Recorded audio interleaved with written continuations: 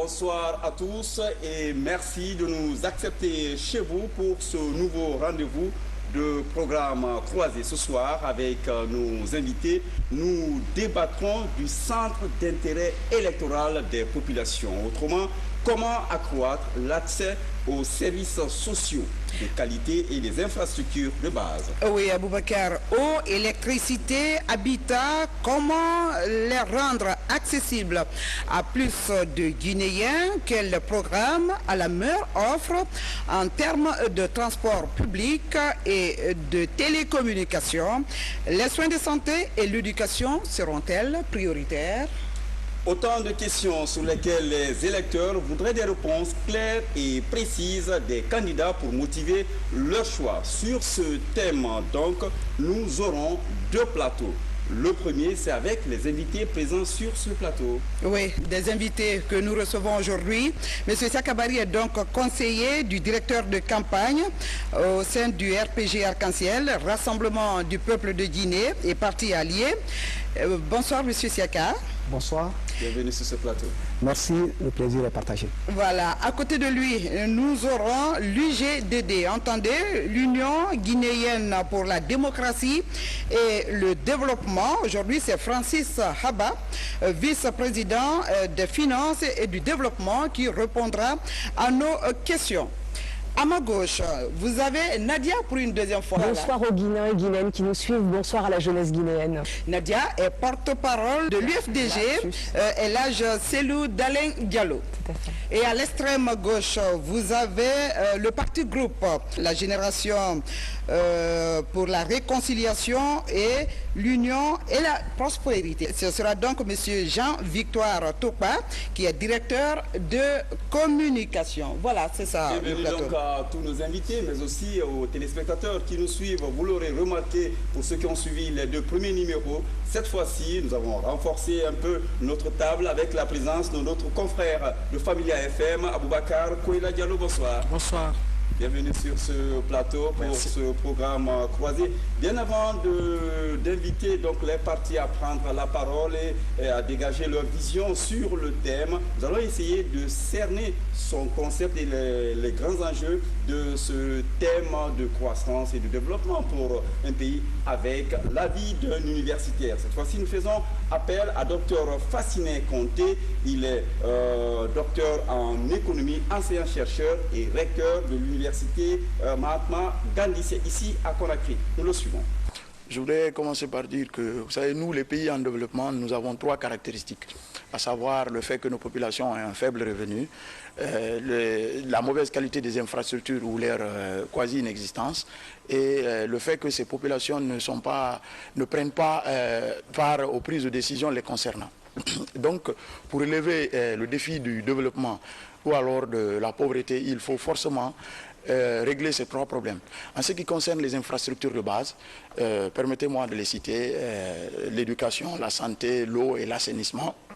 Ces infrastructures de base permettent de donner à ces populations des aptitudes leur permettant d'améliorer leur productivité.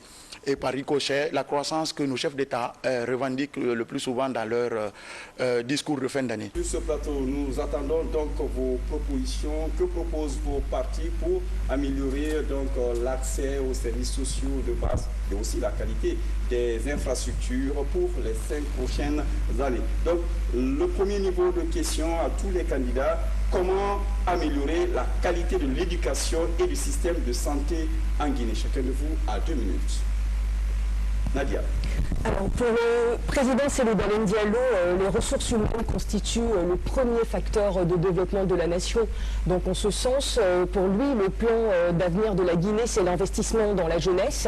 Et qui dit l'investissement dans la jeunesse, dit une jeunesse qu'on sort des perspectives désespérantes dans lesquelles ils sont. Une jeunesse à qui l'on donne de l'emploi, mais pour trouver de l'emploi à cette jeunesse, il faut assurer en amont son éducation. Alors, l'argent, le nerf de la guerre, vous conviendrez, vous qui me suivez devant votre poste de télévision. Pour ça, le président Cellou Dalein Diallo s'insurge contre le faible budget qui est alloué à l'éducation, l'un des plus faibles, 12%, au lieu des 30% que préconisent les standards régionaux et internationaux, quand on constate que parallèlement à cela, le budget alloué à la présidence connaît une hausse substantielle de 43%. Quel avenir veut-on réserver à la jeunesse guinéenne avec ça? Donc là, c'est cette vérité-là qu'il faut pointer du doigt. Et pour l'UFDG, il s'agira non seulement de procéder à de véritables états généraux de l'éducation, véritable état généraux de l'éducation qu'on précédera dans l'audit institutionnel, et ensuite on accordera une place fondamentale au préscolaire parce qu'il faut préparer les enfants au primaire, et continuons toujours en faisant, parce que gouverner c'est faire des choix. À l'éducation pour nous c'est un choix fondamental auquel il faut allouer toutes les ressources nécessaires, et cela passera donc par le statut des enseignants dont il faut améliorer les conditions de vie et de travail, le contenu de la formation, et également adapter les diplômes aux besoins du marché de l'emploi. Pour la santé, je ne sais pas si je suis toujours dans le temps, donc pour la santé, peut-être que nous y reviendrons, mais on a encore l'un des budgets les plus faibles, on est à 3,96%, et il est inadmissible qu'en 2015, on perde des vies humaines. Revenir dessus. À présent, la parole à Francis Haba, il est vice-président aux finances et au développement de son parti, l'UGDD. Oui, le président Gandhi, et vous le connaissez très bien, spécialiste de l'éducation, et après avoir fait le tour de la Guinée, le constat qu'il a trouvé est vraiment amer. Délabrement des services sociaux de base, des écoles primaires, des lycées, des universités, ainsi que des hôpitaux sur lesquels la Guinée pouvait compter. Alors, le président Gandhi, j'allais dire, au pouvoir, va, n'est-ce pas, faire de l'éducation pour tous sa priorité. Alors, la priorité, pourquoi? Parce que cette éducation, la formation, n'est-ce pas, pour le président Gandhi, c'est ça la clé de voûte du développement de tout un pays. Donc c'est pourquoi il va tout faire pour réorganiser, n'est-ce pas, à travers des états généraux de l'éducation, pour réorganiser, n'est-ce pas, l'enseignement supérieur, pour réorganiser l'enseignement préuniversitaire, et pour, n'est-ce pas, en faire de l'enseignement préuniversitaire une priorité. En quoi faisant, n'est-ce pas, en donnant une bonne formation aux éducateurs qui sont les enseignants, en donnant une primauté, n'est-ce pas, au recrutement. Il ne faut pas recruter n'importe qui au sein de l'éducation, et en essayant, n'est-ce pas, de rendre gratuit effectivement certains services, n'est-ce pas, qu'on appelle par exemple la césarienne au niveau des hôpitaux publics. Et je pense que c'est en cela le président Gandhi va s'atteler. La césarienne qui est déjà gratuite depuis quelques années. Elle n'est pas gratuite, la césarienne. Sur toutes les années, on pourra revenir sur ça en profondeur. À présent, nous allons passer la parole à Jean-Victoire Tokpa du parti groupe. Il est directeur de communication donc, de son parti. Voilà, vous savez, quand on parle de projet de société, les gens abordent souvent la question avec des théories universelles. C'est pourquoi nous, au parti groupe, nous avons pris le temps d'examiner la situation des Guinéens. Nous sommes allés sur le terrain. On a été à Kabak, on a été à Zempa, on a été à Gamou-Berema, on a été à Kaboukaria. On a vu les conditions dans lesquelles les Guinéens vivent. On a vu comment les gens étudient, n'est-ce pas, dans des conditions délabrées.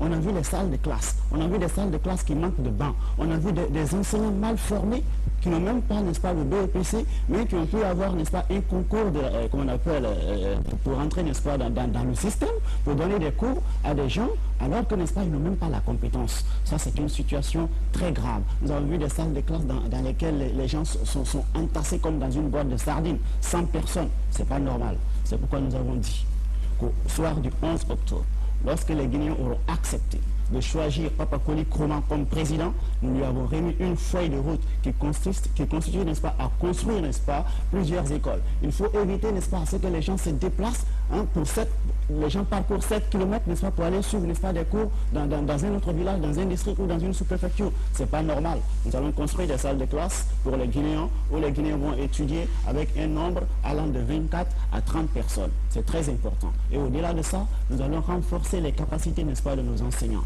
Il faut que les enseignants soient recrutés sur la base de la compétence. Il ne faut pas recruter les gens par affinité sur la base de la corruption. Ça va, n'est-ce pas, endiguer le processus de développement du système éducatif, parce que nous savons que dans le temps, la Guinée était une référence au temps de Sékou Touré.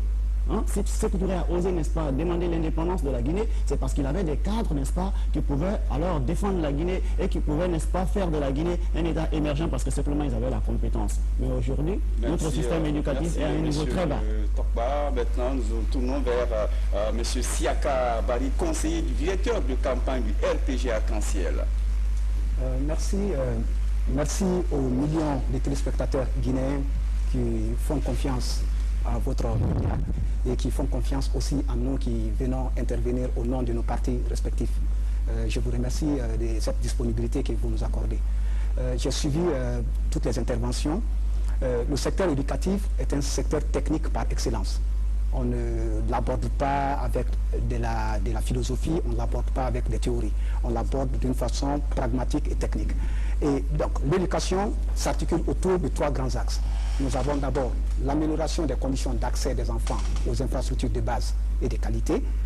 Deuxième axe, nous avons l'amélioration surtout de la qualité de l'enseignement, parce que rien ne sert de mettre en place des infrastructures si au sein de ces infrastructures, vous n'avez pas un enseignement de qualité qui se dispense.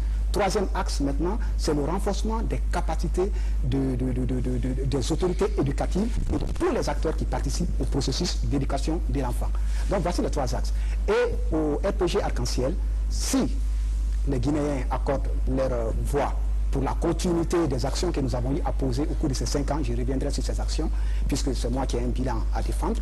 Si les Guinéens donc nous accordaient leur suffrage pour les 5 années, nous allons surtout accroître le premier indicateur au sein de l'éducation qu'on appelle le taux brut de scolarisation. Nous avons souscrit aux OMD. Les OMD sont les objectifs du millénaire pour le développement. Nous avons souscrit là-bas un engagement qui dit que la Guinée, à l'orée de 2015, devait atteindre 100% des taux bruts de scolarisation. C'est-à-dire que 100% des enfants qui ont l'âge d'aller à l'école devraient être à même d'aller s'inscrire dans une classe, dans une salle de classe. Ce qui n'a pas été atteint, mais beaucoup a été fait. Parce que nous avons trouvé en 2010 un taux brut de scolarisation de 78%. Hérité, vous savez, le développement, ce n'est pas un stock, c'est un flux.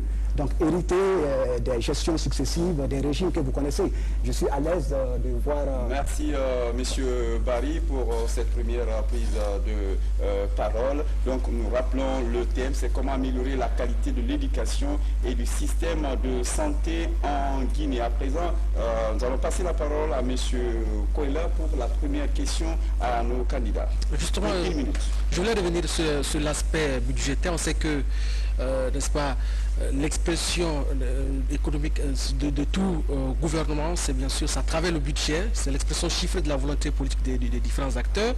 Madame Nadia a abordé ce volet-là. On sait que la priorité des différents gouvernements, c'est surtout la formation, n'est-ce pas, des populations. Alors comment est-ce que vous comptez rehausser ce budget, parce qu'on parle de coupe budgétaire en fonction des priorités des différents gouvernements. Comment est-ce qu'au sein des différents acteurs, vous comptez pouvoir réajuster ce budget en fonction des aspirations, n'est-ce pas, en termes de formation des enfants? Nadia. Moi, je pense que tout ce qui nous démarque aujourd'hui sur ce plateau, c'est la priorité de nos différents actes d'action. Et l'une des priorités que le président Cellou Dalein Diallo accordera à sa politique, c'est de mettre la jeunesse au cœur de son action, et c'est l'éducation. Donc j'aimerais bien que monsieur nous explique comment, avec un tel budget, on peut mettre en place, concrétiser toutes les promesses électorales qui viennent d'être faites, tandis que d'autres n'ont pas été tenues. Donc là, pour venir à la question de monsieur, il s'agira de s'aligner sur les standards régionaux et internationaux et de procéder par une rationalisation des dépenses publiques, parce qu'il est important d'expliquer aux Guinéens et Guinéennes qui nous suivent que 1 milliard consacré, 1 milliard par jour de budget de la présidence, on peut faire des coupes substantielles de manière à l'accorder à l'éducation, de manière à améliorer le statut, parce que les enseignants font un travail formidable sur le terrain. Il faut avec les moyens dont ils disposent, donc c'est pouvoir améliorer leurs conditions de vie. Et je pense que l'UFDG, Cellou Dalein Diallo, a à cœur de défendre aussi la réduction de l'échec scolaire, parce que nous prenons aussi bien une approche quantitative que qualitative. Une approche qualitative. Nadia, vous avez demandé à M. Bari de vous dire comment est-ce qu'il compte relever un peu ce budget. M. Bari, à vous la parole. Ok, j'ai l'impression que Nadia parle, mais elle a beaucoup plus de rhétorique politicienne que de technicité dans ce qu'elle dit. Ça, c'est vous qui le dites. Voilà. La technicité, nous sommes dans un débat purement technique, on n'est pas aujourd'hui en politique. si la représentante de M. Seloudalen nous dit, je vous mets au défi. Vous prenez toutes les statistiques. De 1990 jusqu'en 2015, la Guinée a enregistré le plus faible taux de financement du secteur éducatif en 2006, 2005-2006. Et c'est Seloudalen Diallo qui était au pouvoir. En fait, il était Premier ministre, il avait la coordination de l'action gouvernementale. Il consacrait à l'époque, le chiffre justement, parce qu'elle parle sans chiffre, il avait accordé à l'époque 1,85% du produit intérieur brut au système éducatif. Le professeur Alpha Condé consacre aujourd'hui 3,5%. Nous avons triplé. Et quand elle dit les standards internationaux, elle n'a pas cité les standards. Le standard sous-régional aujourd'hui est à 4%. La Guinée est à 3,5%. Le professeur Alpha Condé a pris cet indicateur, il l'a pris à 2%. Merci, M. Barry. Que pensez-vous de la réaction? J'aurai le droit de revenir. Effectivement, l'Union guinéenne pour la démocratie et le développement va renforcer, n'est-ce pas, le partenariat public-privé. Parce qu'on sait que l'État guinéen n'aura pas tous les moyens possibles pour réaliser tous les investissements dont les Guinéens ont besoin. C'est pourquoi il faudra approfondir ce partenariat public-privé. Nous voyons aujourd'hui des exemples. Vous voyez la construction d'universités en privé, la construction d'écoles en privé. Mais là où nous avons mal au cœur, c'est quoi? C'est que le budget alloué aux universités privées est 5 fois ou 6 fois supérieur au budget alloué aux universités publiques. Alors que les universités publiques devaient plutôt être la priorité, n'est-ce pas, de l'État. Monsieur Ancien Kabari ne va pas me dire le contraire. L'État consacre aujourd'hui plus de 15 millions de francs guinéens par étudiant aux universités privées et moins de 5 millions de francs guinéens par étudiant aux universités. Donc ça, c'est un cri du cœur. Voilà, justement, M. Francis vient de soulever un point très important qui nous a sidéré au parti groupe. Quand il dit que, n'est-ce pas, l'État consacre plus de budget aux universités privées qu'aux universités publiques, c'est ça le système. Parce que ceux qui ont ces universités privées-là, ce sont des hauts commis de l'État. Ils font des factures, ils construisent ces universités, ça pullule. L'État voit, l'État, n'est-ce pas, n'entreprend pas une politique rigoureuse pour réguler ce secteur. On injecte de l'argent là-bas, après l'argent là revient à des individus. C'est ça le système. Il faut combattre le système. C'est le système qui met la Guinée en mal. Si toutefois nous ne comprenons pas ce qui fait mal à ce pays, si toutefois on ne peut pas combattre, n'est-ce pas, ce système, ce clan qui est autour, n'est-ce pas, du pouvoir et qui fait en sorte que les bénéfices, les intérêts ne puissent profiter qu'à des individus, la Guinée va toujours sombrer. Et c'est ce que M. Alpha Condé fait avec son gouvernement, avec ses cadres, avec ses commis qui sont ça et là et qui font des factures, qui font des budgets, qui créent des situations pour prendre l'argent du peuple. On est sidéré contre ça et c'est contre ça que nous nous sommes levés. J'ai rappelé que l'allocation des budgets aux universités privées était bien avant 2010. Oui, j'ai un droit de réponse. 30 secondes. D'accord, j'ai un droit de réponse. Je pense que quand on n'a aucun bilan à défendre, il est facile de fustiger le bilan du président Seloudalen Diallo, qui, je vous le rappelle, n'a jamais été à la présidence. Aujourd'hui, l'état de l'école guinéenne est le reflet de l'état de la société guinéenne. Une société en parfaite déliquescence, une société dans laquelle la corruption endémique est devenue le principe plutôt que l'exception. Donc, puisqu'il est question de défendre le budget de société, nous, on s'érigera de manière à lutter contre l'échec scolaire et de manière aussi à revoir les systèmes d'évaluation des connaissances, parce qu'on en a pas parlé. On retrouve maintenant Aminata Sangaré qui avait une question importante sur la qualité de l'éducation. Oui, tout d'abord, je voudrais rappeler que tous les États, dans la conception de leurs grands projets, se projettent 50 années en avant. Donc, il y a plein de partis ici qui pointent les doigts accusateurs les uns vers les autres. Moi, j'ai pris dans vos interventions le service qualité de l'éducation. Et pour cette qualité, il faut surtout beaucoup s'investir dans les infrastructures et la qualité des éducateurs. Maintenant, quelles sont les réformes prioritaires que vous vous accordez pour avoir cette qualité-là justement dans les infrastructures et le service enseignant? Jean-Victor. Eh bien, j'ai commencé par dire que nous, par rapport à l'éducation, nous allons construire les écoles. Nous allons faire en sorte que les enfants ne se déplacent pas, ne parcourent pas 7 km, 5 km, 8 km, 10 km pour aller étudier. C'est difficile.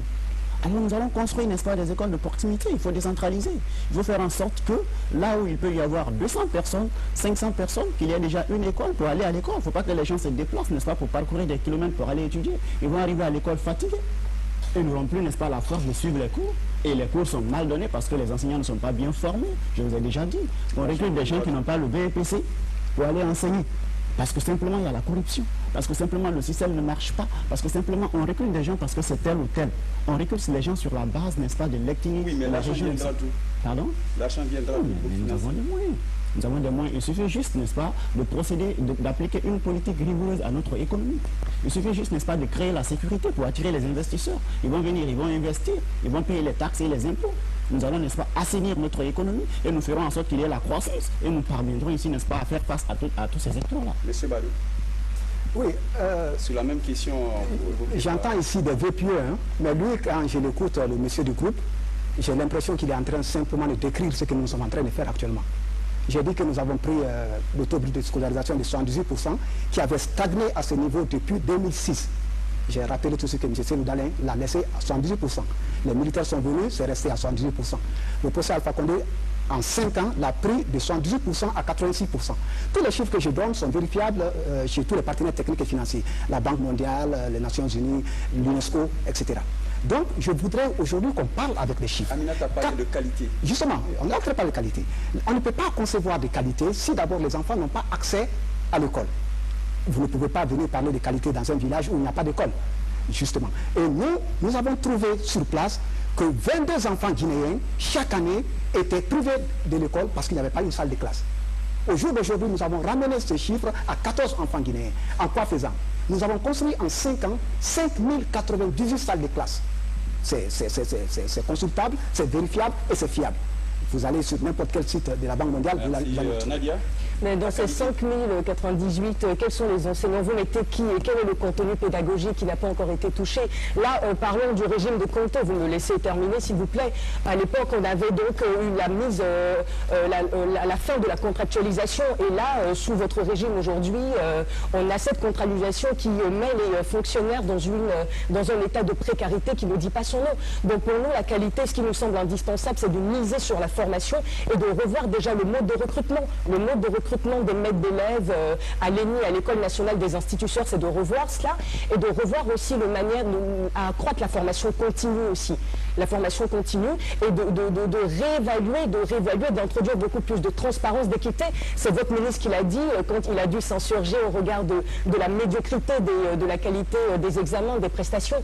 L'école guinéenne, encore une fois, nous fait honte. Donc pour le président Seloudalin Diallo, il s'agira dans un premier temps de ne pas mentir aux enfants guinéens et de ne pas mentir L'un des problèmes fondamentaux aujourd'hui, c'est effectivement la concentration, n'est-ce pas, du budget d'investissement au niveau des ministères. L'IGDD fera en sorte qu'au moins 10%, n'est-ce pas, de ces dépenses d'investissement soient allouées aux collectivités décentralisées. De façon, parce que ce sont ces collectivités qui connaissent effectivement la priorité là où ça ne va pas. Ces collectivités donc seront responsabilités et ils vont relever rapidement cette qualité, ce problème de qualité dont l'enseignement guinéen aujourd'hui est en train de faire face. Alors, il y a un autre élément important. C'est quoi? C'est que tantôt, j'ai parlé d'états généraux de l'éducation. Ce ne sera pas, nous n'allons pas permettre à un ministère de concevoir les problèmes. Nous allons permettre à tous les acteurs, n'est-ce pas, d'intervenir et de trouver les vrais problèmes, de les diagnostiquer afin que le président Gandhi puisse trouver avec eux les meilleures solutions possibles, n'est-ce pas, pour essayer de remédier à ce problème de qualité-là. Sur ce premier point, il y a un élément qui a été un peu oublié, c'est la santé, Ami. Oui, la santé, les spécialistes disent que pour atteindre par exemple les objectifs du millénaire pour le développement et étendre l'accès donc aux soins de santé, le développement à la fois du secteur public et privé est indispensable. Selon vous, quel est le regard que vous portez aujourd'hui sur le secteur médical public et privé et quels sont les secteurs prioritaires que vous, en tant que parti au pouvoir, vous allez d'abord faire face? La parole, je préfère à Topin. Nous pensons que cette situation du service sanitaire aujourd'hui en Guinée est lamentable. La preuve, c'est ce que nous avons connu avec Ebola. Si nous avions un service sanitaire compétent, si nous avions un service sanitaire équipé, si nous avions des gens bien alertés, bien informés, cette épidémie n'allait pas faire ce qu'elle a fait dans ce pays-là. Quel laxisme de l'État! Nous avons vu combien de fois l'État a dû tarder, même pour déclarer l'état d'urgence, l'État n'a pas pu. C'est un manque de responsabilité. C'est une irresponsabilité de la part de l'État. Pour les 5 prochaines années? Oui, bon, voilà. Nous, lorsque nous aurons le pouvoir au soir du 11 octobre, voici ce que nous proposons aux Guinéens. Nous proposons d'abord d'équiper les services sanitaires.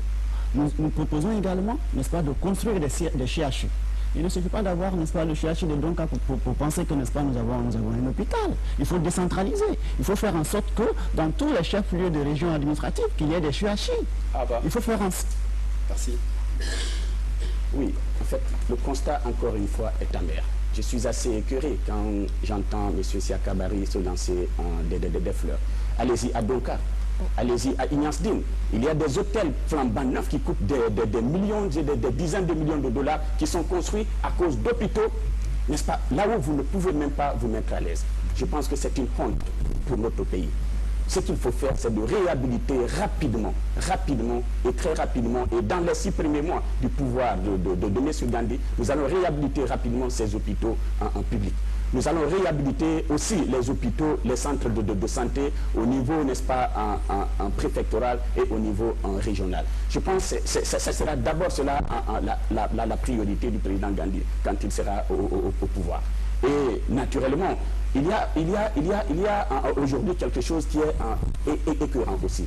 Il y a plus de médecins, il y a plus de diplômés universitaires formés que plus de techniciens, que plus d'agents de santé, plus d'ingénieurs. Alors que la pyramide devait être inversée. Monsieur Abba Siakabary. Siakabary, oui, je voudrais préciser la question par rapport à ce qu'il dit. Les grands hôpitaux, les 2 grands hôpitaux du pays, doivent-ils être érigés en centre universitaire? Ça, c'est un. Et la deuxième question, est-ce que ce lourd héritage que le RPG a eu aujourd'hui peut être reformé dans les 5 prochaines années? Merci. Je m'accroche à votre dernière phrase et je suis bien content que vous ayez prononcé le mot lourd héritage. C'est vrai que c'est un lourd héritage que nous avons trouvé en place. Mais je crois que mes amis, lorsque je suis en train de leur montrer la lune, ils regardent mon doigt. C'est pas comme ça. Nous avons mené des réformes structurelles. Ces réformes structurelles, ce ne sont pas des tapes à l'œil. Ces réformes structurelles ont permis aujourd'hui à la Guinée de se repositionner par rapport aux indicateurs qui sont des indicateurs d'évaluation de toutes les organisations internationales, notamment l'OMS. Et parmi ces indicateurs forts, vous avez celui de la mortalité infantile. Le président, avec son programme de césarienne gratuite et d'accouchement gratuit, a réussi à ramener cette mortalité infantile de 71 pour 1000 naissances, c'est-à-dire qu'il y avait 111 enfants qui mouraient pour 1000 naissances, à 61 aujourd'hui, 61 enfants pour 1000 naissances. Donc nous avons gagné 10 points. J'aime parler avec les chiffres. Je m'attendais aujourd'hui à avoir des chiffres devant moi. Merci, malheureusement. Vous avez encore le temps de continuer. Nadia, on va vous en donner. La même question. Alors, je pense que cette gratuité de la césarienne, il faut le dire aux Guinéens et Guinéennes qui nous écoutent, est une pure fiction. Sinon, moi, j'aimerais aujourd'hui sur ce plateau que l'on honore la mémoire de Aïssata Kamara, qui est dû perdre la vie sur le sol même de l'hôpital de Donka, faute d'une assistance médicale nécessaire. Donc, comment parler de gratuité de la césarienne si les mesures d'accompagnement propres à asseoir cette gratuité ne sont pas au rendez-vous? Je vais parler par là des mesures hygiéniques, je vais parler par là des produits pharmaceutiques. Donc là, en 2015, il est inadmissible pour un pays aussi riche que la Guinée d'avoir à perdre une vie humaine comme ça. Donc revenons aux chiffres, puisque vous les aimez tant. La santé, le secteur de la santé, le parent pauvre de l'éducation, de la politique menée par le pouvoir en place, puisque là, on parlait de chiffres, on n'en a que 3,96% du budget alloué à la santé. Qu'est-ce qu'on veut faire ce peuple guinéen? Voilà les différentes actions que le président Cellou Dalein Diallo compte poser en tant que président de la République au soir d'octobre 2011. C'est non seulement l'amélioration de la qualité de vie. À Boubacar Kola Diallo pour une nouvelle question toujours sur le secteur de la santé, pour un dernier tour de table d'ailleurs. Justement pour une question de visibilité et de lisibilité quelque part, vous êtes tous en tout cas unanimes qu'il y a nécessité de réformer le système sanitaire de notre pays. Je voulais savoir, avec des expressions, si vous voulez, avec une politique beaucoup plus explicite, la réforme sanitaire que chaque parti politique entend faire pour essayer de repenser cette triste situation que nous traversons présentement. Ah bah, oui, moi je l'ai dit tantôt, et j'ai dit les 6 premiers mois du président Gandhi, ça va être la réhabilitation des CHU. Et ça va être la réforme, n'est-ce pas, du système de gestion même de ces hôpitaux.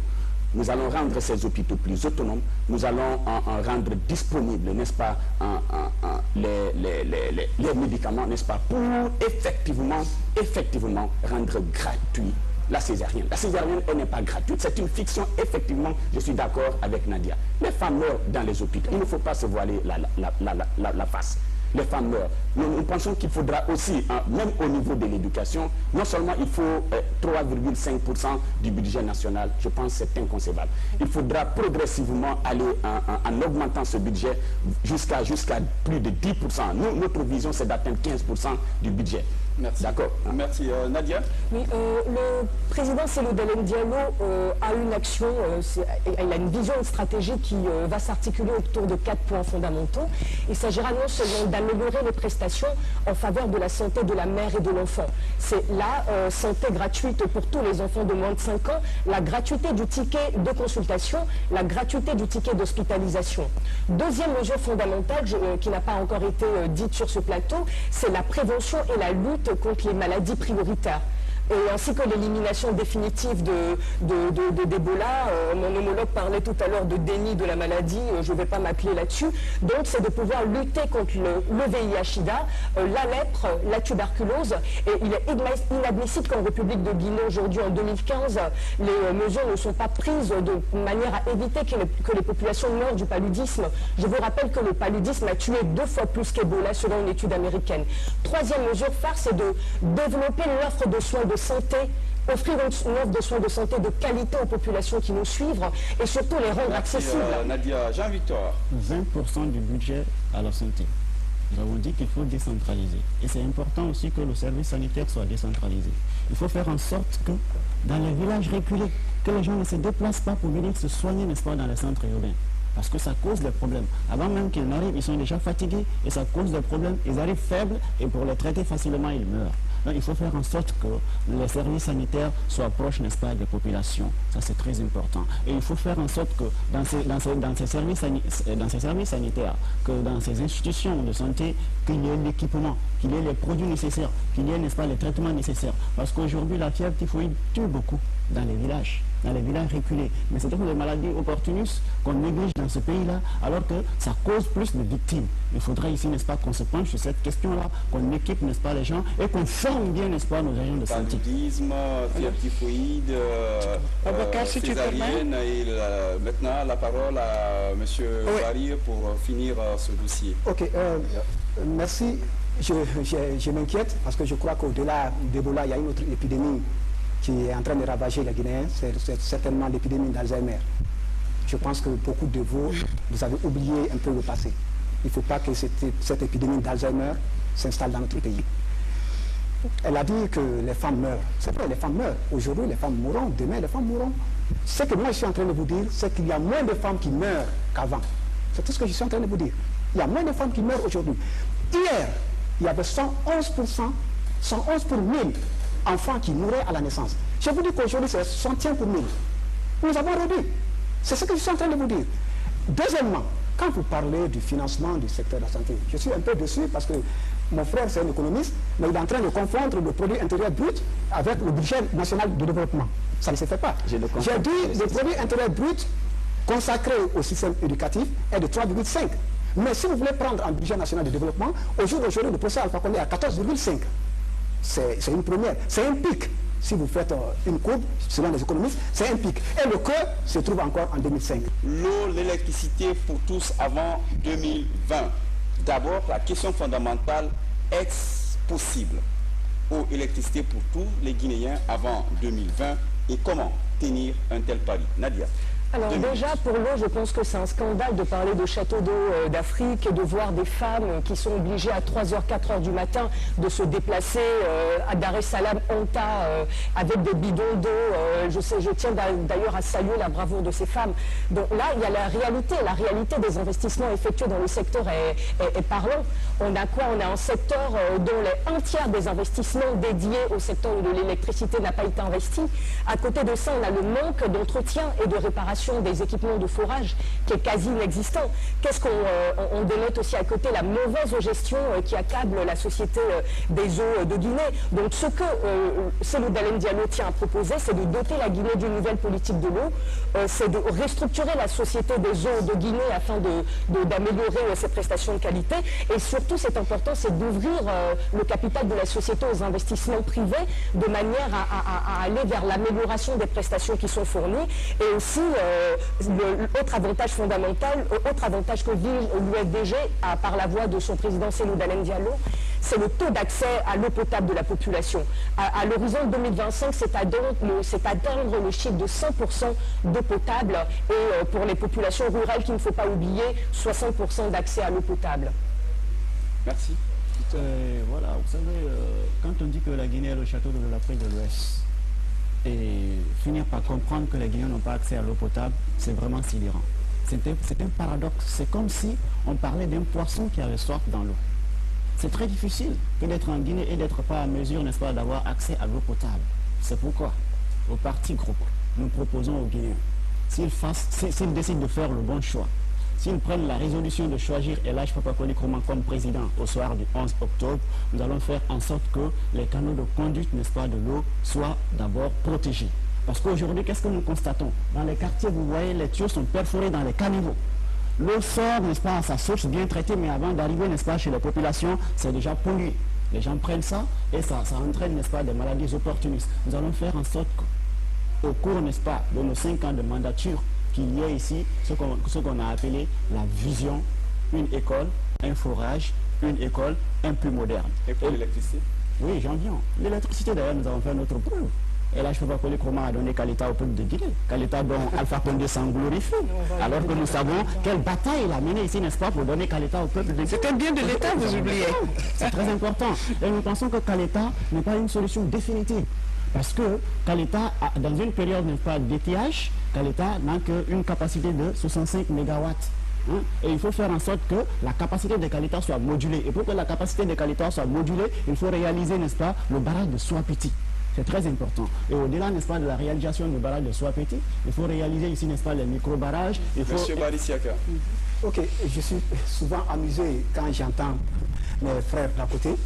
Très amusé parce que je relève déjà une incohérence chez lui. Si c'est M. Papa Koli qui nous a donné Kaleta, donc M. Papa Koli doit prendre aussi le bilan de l'eau que vous êtes en train de décrire. Parce qu'il était ministre de l'énergie et de l'hydraulique. C'est une incohérence. Ceci dit, nous revenons sur l'électricité. Au jour d'aujourd'hui, nous avons injecté de façon toute fraîche 340 MW d'électricité fraîche dans le circuit guinéen. C'est une première depuis 55 ans d'indépendance. Kaleta fait 240 MW d'électricité. Nous avons les centrales thermiques pour 100 MW. Nous avons trouvé en 2010 120 MW d'installation électrique. Au jour d'aujourd'hui, nous les avons triplés. Si Kaleta est une réussite, nous ne comptons pas nous arrêter là. Kaleta doit être en interconnexion avec un autre barrage, comme il l'a si bien dit, qui est Soapiti. Vous voyez déjà l'intérêt de la sous-région. Aujourd'hui, le professeur Alpha Condé n'est pas en train de sauver seulement la Guinée en termes électriques. Il est en train de sauver la sous-région. Et vous allez le voir le 28 septembre prochain, lorsque vous allez voir l'intérêt que les chefs d'État de la sous-région accordent surtout à cette infrastructure qui est Kaleta et Soapiti. Nous l'avons fait, c'est indéniable. Nous sommes sous l'électricité aujourd'hui. Ça n'a jamais été réussi en 50 années d'indépendance. L'eau. Nous avons trouvé l'eau qu'on a créée aujourd'hui que je vous parle, a un besoin en eau de 340 mètres cubes par jour. Nous avons trouvé que la SEG produisait seulement 97 000 mètres cubes par jour en 2010. Au jour d'aujourd'hui, la SEG produit 187 000 mètres cubes d'eau. Nous nous approchons de l'objectif. Bien sûr, il y a des quartiers jusqu'à présent, mais c'est l'héritage qui était lourd, comme elle l'a dit, et cet héritage-là est en train de se régler. Pour résumer, ce que le président Alpha Condé a fait en 5 ans, si les autres le faisaient en 24 années de règne, on aurait été aujourd'hui un pays émergent. Francis, ça va? Oui, le président Gandhi, effectivement, a fait aussi le constat. Et tous les Guinéens ont fait ce même constat, d'ailleurs, que nous, à l'Union guinéenne pour la démocratie et le développement. L'eau. Vous allez voir, moi je suis logé à Kaporo. Ce quartier n'a pas connu de l'eau depuis pratiquement 20 ans. Je pense que c'est un problème qui devait être... Depuis 20 ans. c'est un problème qui devait être résolu et qui sera résolu dès que le président Ngandi sera au pouvoir.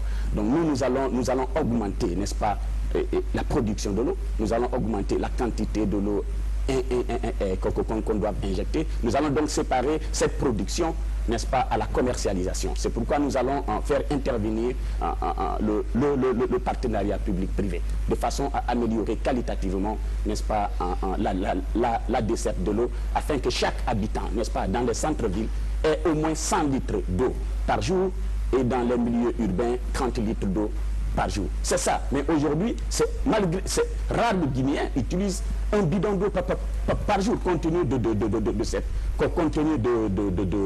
cette rareté. Alors, dans le secteur de l'électricité, ok, n'est-ce pas, quel État dont on s'en glorifie? Je pense qu'il y a eu une mafia autour de là. En 2010, les études faites que Alpha Condé a trouvées prêtes sur la table faisait mention de 250 millions de dollars pour le financement du barrage Kalita. Mais nous avons entendu 550 millions de dollars. 550 millions de dollars, ça fait le double. Où est partie la moitié de cet argent? Cette enveloppe de 550 millions de dollars devait permettre la réalisation du barrage Swapiti. C'est une cascade. Il y a d'abord Garafiri qui joue le rôle de régulateur, n'est-ce pas, de retenue de l'eau. Et après, il y a, n'est-ce pas, un Swapiti. Et eux, ils ont inversé la tendance. Il y a Swapiti et il y a Kalita. Nous entendons parler de 1 milliard, n'est-ce pas, de dollars injectés, n'est-ce pas, seulement dans l'électricité en 3 ans. Merci. Les 1 million de dollars. Le débat, on pourra tirer la lumière sur les chiffres avancés par les uns et les autres. À présent, place au débat. Qu'est-ce qui est possible de faire avant 2020? Justement, ma question reviendra sur ce volet parce que ils sont tous des politiques, ils ont les intentions pour pouvoir améliorer les conditions de vie des citoyens guinéens.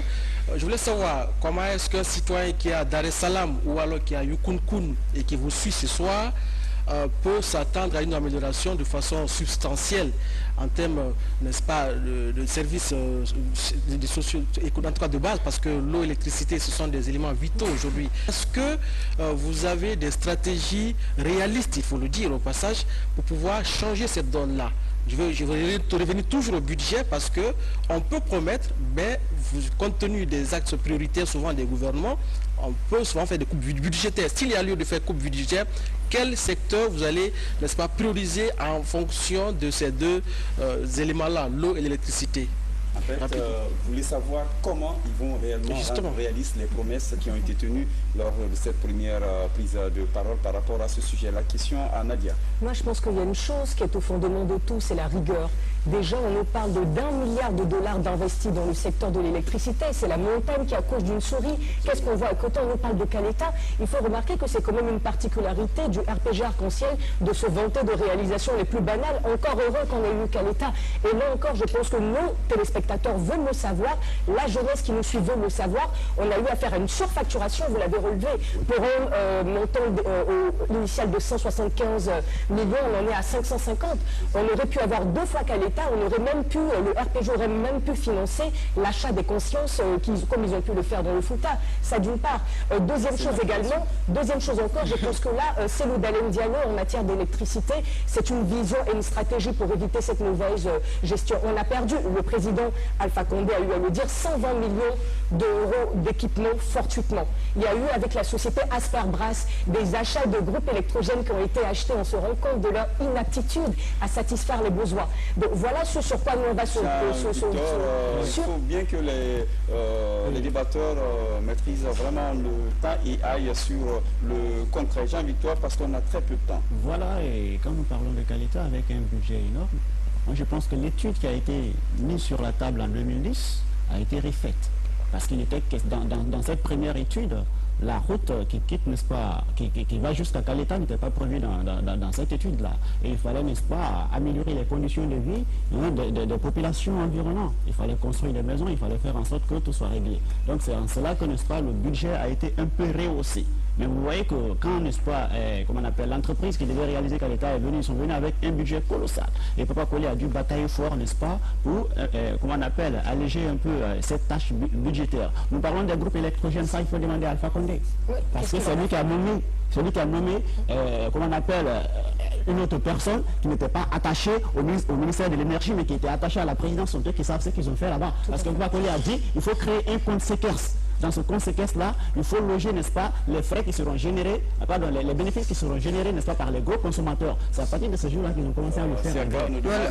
Donc, il faut demander ça à Alpha Condé. Encore une fois, merci. Je crois que lui-même, il est en train de mitiger un peu la position des deux autres. Bon, il s'agit de l'électricité, il veut prendre ça comme son bilan.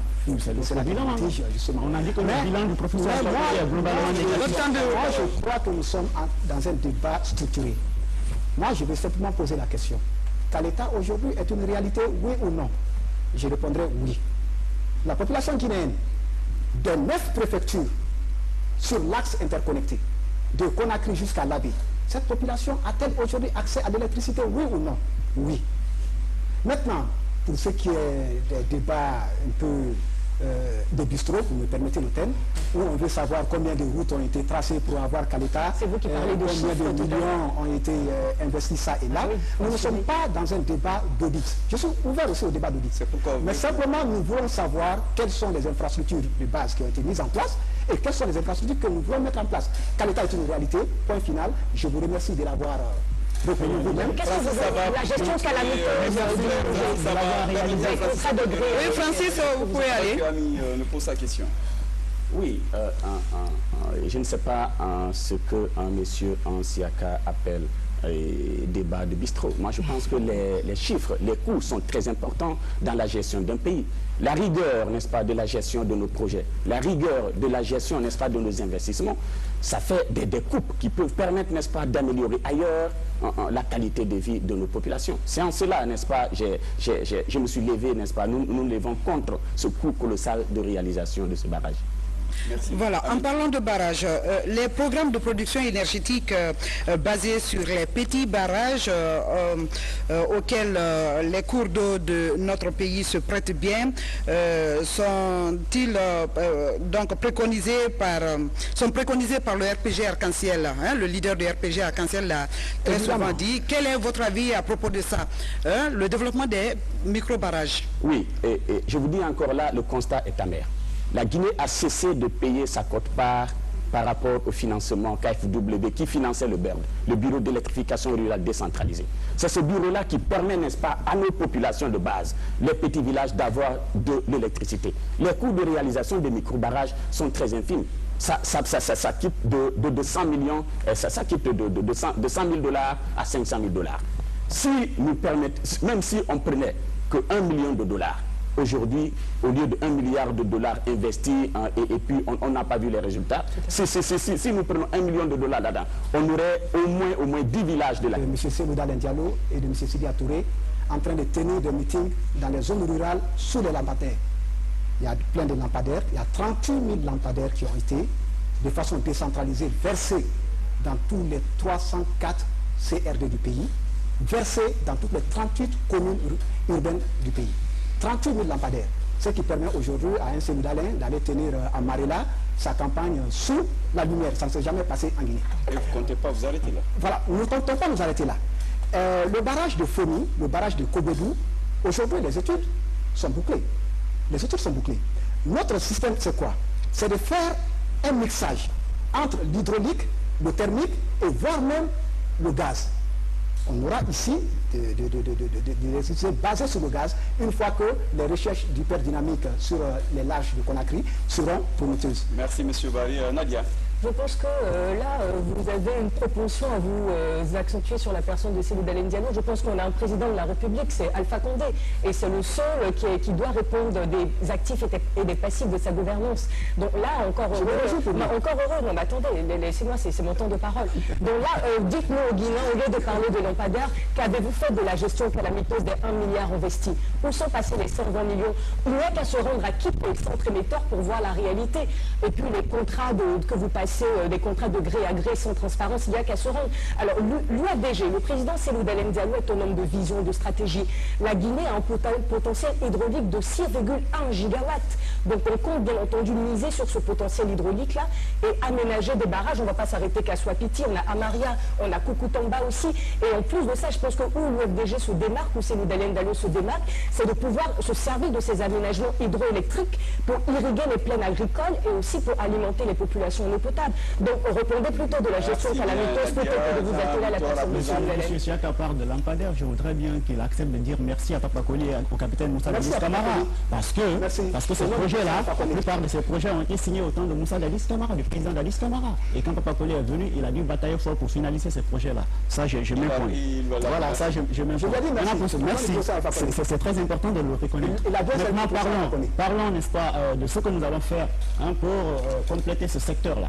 Nous pensons que même si on n'a pas encore les moyens immédiats pour réaliser soit petit, mais il faut quand même injecter de l'argent pour réaliser, n'est-ce pas, la retenue. C'est cette retenue-là qui viendra, n'est-ce pas, moduler Kalita pour qu'on ait 240 MW, 12 mois sur 12. Ça, c'est très important. Et au-delà de ça, nous pensons que, n'est-ce pas, en Haute-Guinée, il faut, n'est-ce pas, négocier avec la SAG pour que, n'est-ce pas, la SAG parvienne ici, n'est-ce pas, à réaliser ici, comment on appelle, à s'investir dans l'énergie solaire pour permettre ici, n'est-ce pas, à Bouré, à Sigiri d'avoir de l'électricité. Et à Zérékoré, par exemple, les études ont démontré que la forêt forte avec, n'est-ce pas, les reliquats de bois... Désolé de vous reprendre la parole, mais il est temps.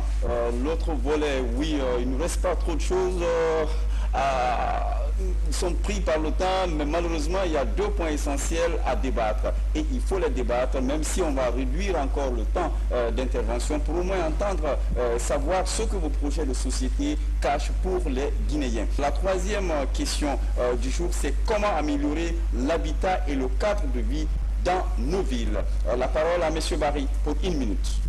Ok, je suis vraiment aisé de prendre la parole et d'éplucher les questions liées à l'habitat. Au jour d'aujourd'hui, sauf mauvaise foi ou amnésie, les Guinéens doivent reconnaître que le visage de la capitale Conakry est en train de changer. Au jour d'aujourd'hui. Et là, c'est dû à une bonne politique d'habitat qui a été mise en place par un processus de partenariat public-privé. Vous savez, le problème avec eux, c'est qu'ils ont des vœux, mais c'est des vœux pieux, parce qu'ils n'ont pas les moyens de leur politique et ils ne savent pas comment chercher les moyens de leur politique. Nous avons fait 24 années ici pour rechercher le financement de Garafiri, je me souviens. Nous avons trimé pendant 5 ans. Il a fallu que l'Agence française de développement ait pitié de la Guinée pour nous faire un prêt concessionnel. Le professeur Alpha Condé, pour 500 millions de dollars à Kaleta, a pu lever le financement en moins d'1 année. Il sait où aller chercher les moyens. Et là, pour l'habitat, il l'a démontré par Plaza Diamond. Il est en train de le démontrer par... malheureusement ses idées. Monsieur Francis, pour la suite et la vision de l'UGDD. L'Union guinéenne pour la démocratie et le développement pense que les centres-villes, n'est-ce pas, ce sont des centres de développement par excellence. Parce que c'est dans ces centres où se développent les magasins, où habitent les hommes d'affaires. Alors, il faut donc revoir notre code foncier de façon à l'adapter aux réalités guinéennes et de façon à l'appliquer. Parce qu'il ne faut pas avoir un code foncier et ne pas l'appliquer. Et c'est ce que les Guinéens vivent aujourd'hui. Plus de 60% des affaires qui se présentent devant la justice aujourd'hui sont liées à des problèmes domaniaux. C'est en cela le président Gandhi, quand il sera au pouvoir, va s'atteler. Donc, et puis, nous allons revoir, n'est-ce pas, toute la politique, n'est-ce pas, d'investissement dans les logements sociaux. Aujourd'hui, si vous remarquez bien, c'est le clan du RPG Arc-en-Ciel c'est ce clan-là qui ne se sont pas partagés tous les sites de construction de logements sociaux. On ne peut pas s'enorgueillir avec ça. Le démontrer, Jean-Victoire. Ben voilà, on parle de plage à diamant, plage à diamant. Moi, je pense que les Guinéens n'iront jamais nager dans une plage à diamant parce que simplement, ils n'ont pas les moyens de s'offrir des muscles. Et comment on appelle, des concessions, des bâtiments qui ont été érigés. Et on dit que pour qu'un Guinéen puisse avoir accès, il faut des centaines de milliers de dollars, mais les Guinéens n'ont pas les moyens de s'offrir ces muscles-là. Nous pensons qu'à la place de Plaza Diamant, nous aurons pu construire, n'est-ce pas, des logements sociaux. Et c'est ce que nous allons faire. Nous allons construire des logements sociaux. Nous allons mettre ça à la disposition des Guinéens et ils vont payer ça, n'est-ce pas, à court, moyen et long terme. Parce que nous allons faire en sorte que notre économie connaisse la croissance et nous allons payer aux Guinéens un bon salaire qui leur permettra de faire de l'épargne, et qui leur permettra également voilà, de payer, n'est-ce pas, petit à petit, comment on appelle, ces maisons-là, pour qu'au terme, n'est-ce pas, de l'exercice de leur fonction, qu'ils aient, n'est-ce pas, une maison bien construite. Nous n'allons pas ériger des places en diamant où les gens ne peuvent pas aller loger parce qu'ils n'ont simplement pas les moyens. Nadia. Oui, non, mais assurément, quand un appartement de 2 ou 3 chambres coûte 750 000 $ à 1 500 000, c'est sûr qu'au pauvre Guinéen lambda qui croupit dans sa maison, cela ne lui en bénéficiera pas malheureusement, il faut le pointer du doigt. Alors je ne sais pas dans si c'est vraiment dans la capitale Conakry que vous habitez, mais la précarité de l'habitat est telle que cela concerne une superficie de 80%. Donc il va falloir que vous montriez aux téléspectateurs de quel Conakry vous parlez. Et aussi en matière d'assainissement, parce que l'UFDG en projet ont 3 points. C'est l'urbanisme, l'habitat et l'assainissement. On se rend compte que là, on a des immondices, le marché de Madina se transforme en véritable terrain à ciel ouvert. Qu'est-ce qu'on fait pour l'évacuation des eaux usées également? La question se pose tout entière. Rio Tinto a offert à votre gouvernement des camions de benne. Qu'est-ce que vous en avez fait? Là aussi, c'est une question qui se pose. Donc l'UFDG mettre en place une véritable élaboration d'une politique de logement de manière à permettre à nos concitoyens qui n'ont pas les moyens d'avoir un logement décent. Ça, ce n'est pas la mer à boire. Ça, d'une part. D'autre part, c'est la mise en place d'un fonds national de l'habitat et d'une banque nationale de l'habitat aussi. La question sur ce volet. Voilà, moi je reviendrai donc à cette stratégie de logements sociaux. Qu'est-ce que les partis prévoient pour construire et, comment on appelle, pourvoir des logements sociaux et quelles seront les priorités dans l'axe de cette réalisation? Vraiment de façon concrète. Oui, effectivement. Tout à l'heure, j'ai parlé des logements sociaux, effectivement, comme priorité du président Gandhi quand il sera au pouvoir. Nous allons nous atteler à ce qu'on appelle le partenariat public-privé. Parce que nous sommes conscients que l'État guinéen n'aura pas les moyens. Nous allons faire en sorte, n'est-ce pas, de créer un cadre d'investissement adéquat, de façon à faire venir les investisseurs, de façon à les accompagner auprès de nos banques, puisque lorsque le président Gandhi sera au pouvoir, il fera par exemple de la banque de l'habitat une réalité, et de façon à faciliter donc à travers le pays la construction des milliers de logements sociaux. Pas la construction d'hôtels ou bien la construction des appartements qui coûtent des millions de $. Mais voilà, moi je pense que la construction, n'est-ce pas, des habitations doit refléter ici, n'est-ce pas, les besoins des Guinéens. Allez-y à Bonfi, allez-y à Coronti. Les gens sont obligés de dormir dans les maisons à tour de rôle. Lorsque c'est le tour, n'est-ce pas, des hommes, les filles vont en boîte. Lorsque c'est le tour des filles, les garçons jouent au football toute la nuit. Je pense qu'il faut revoir ici, n'est-ce pas, le plan d'urbanisme. Nous pouvons bien revoir ici, n'est-ce pas, le plan de Kaloum. Nous pouvons ériger ici, n'est-ce pas, des immeubles où on va faire loger ici, n'est-ce pas, les Guinéens, mais à bas coût. Je ne suis pas d'accord avec cette histoire de Plaza Diamond. À la place de Plaza Diamond, on aurait pu faire mieux à Kaloum pour loger ces gens-là. On aurait pu construire des logements sociaux ici à l'intérieur pour que, n'est-ce pas, les fonctionnaires guinéens puissent avoir accès à des maisons décentes. Alors pour nous, il s'agira tout d'abord, dans une perspective visionnaire, de mettre en place une politique nationale de l'habitat. En quoi consistera cette politique nationale de l'habitat? C'est de passer par une dynamique location-propriété. Donc là, c'est de permettre, en créant des logements sociaux, de faire en sorte qu'à long terme, les populations habitant ces logements sociaux en soient les propriétaires. Parce qu'à un moment donné, je pense que les populations en ont besoin. La Guinée peut prétendre, au vu de ses richesses, à cela. Non seulement revenir à une banque nationale de l'habitat dont les fonds ne seront pas dilapidés, ou une banque qui n'existera pas que de nom, et promouvoir aussi l'autoconstruction. Promouvoir l'autoconstruction et permettre aussi par le renforcement des titres fonciers de permettre aux banques d'investir aussi. Les banques n'investissent pas au regard de... Je crois que sur cet aspect, il faut dire quelque chose. Dans la vie, vous avez deux catégories de personnes. Ceux qui font et ceux qui critiquent. Je suis bien à l'aise aujourd'hui que nos actions soient critiquées ici. Mais il y a des actions. S'il n'y avait pas d'action, il n'y aurait pas eu de critiques. Et nous allons intégrer toutes vos critiques. Ceci dit, l'habitat, l'urbanisme ne se limite pas à Conakry. Je suis vraiment à l'aise en le disant.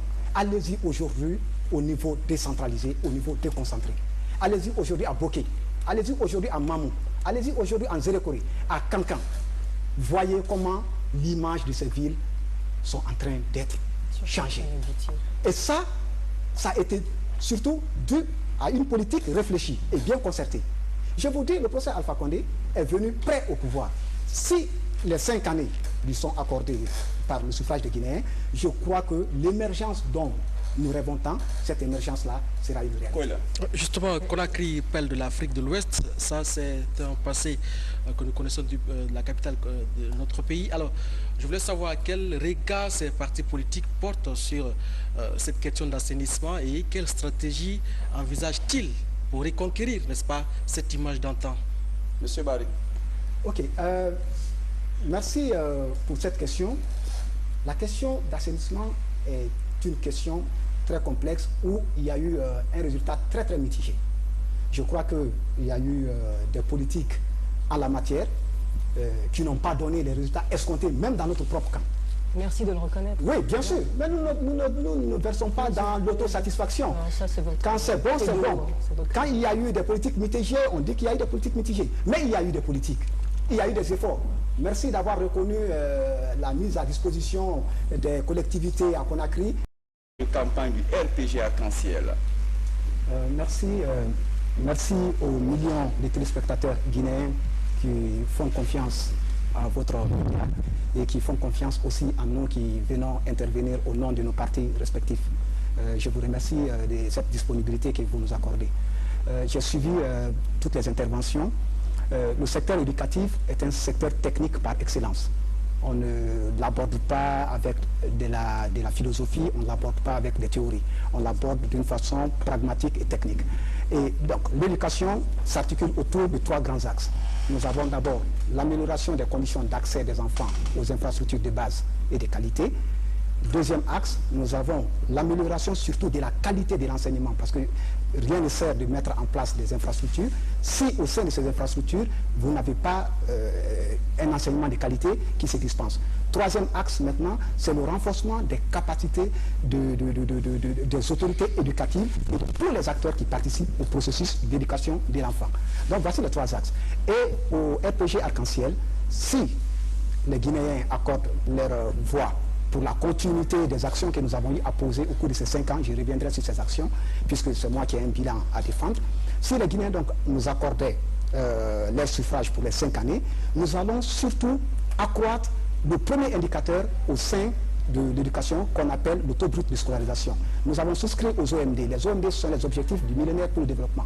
Nous avons souscrit là-bas un engagement qui dit que la Guinée, à l'orée de 2015, devait atteindre 100% des taux bruts de scolarisation. C'est-à-dire que 100% des enfants qui ont l'âge d'aller à l'école devraient être à même d'aller s'inscrire dans une classe, dans une salle de classe. Ce qui n'a pas été atteint, mais beaucoup a été fait.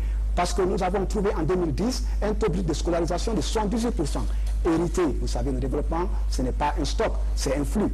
Donc hérité des gestions successives, des régimes que vous connaissez.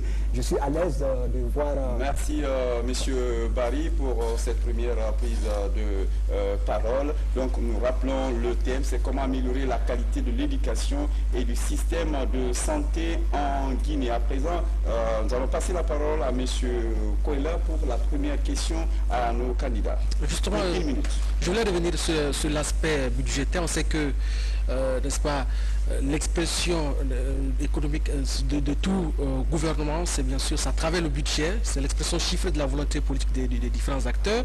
Madame Nadia a abordé ce volet-là. On sait que la priorité des différents gouvernements, c'est surtout la formation, n'est-ce pas, des populations. Alors comment est-ce que vous comptez rehausser ce budget, parce qu'on parle de coupe budgétaire en fonction des priorités des différents gouvernements. Comment est-ce qu'au sein des différents acteurs, vous comptez pouvoir réajuster ce budget en fonction des aspirations, n'est-ce pas, en termes de formation des enfants? Nadia. Moi, je pense que tout ce qui nous démarque aujourd'hui sur ce plateau, c'est la priorité dans nos différents actes d'action.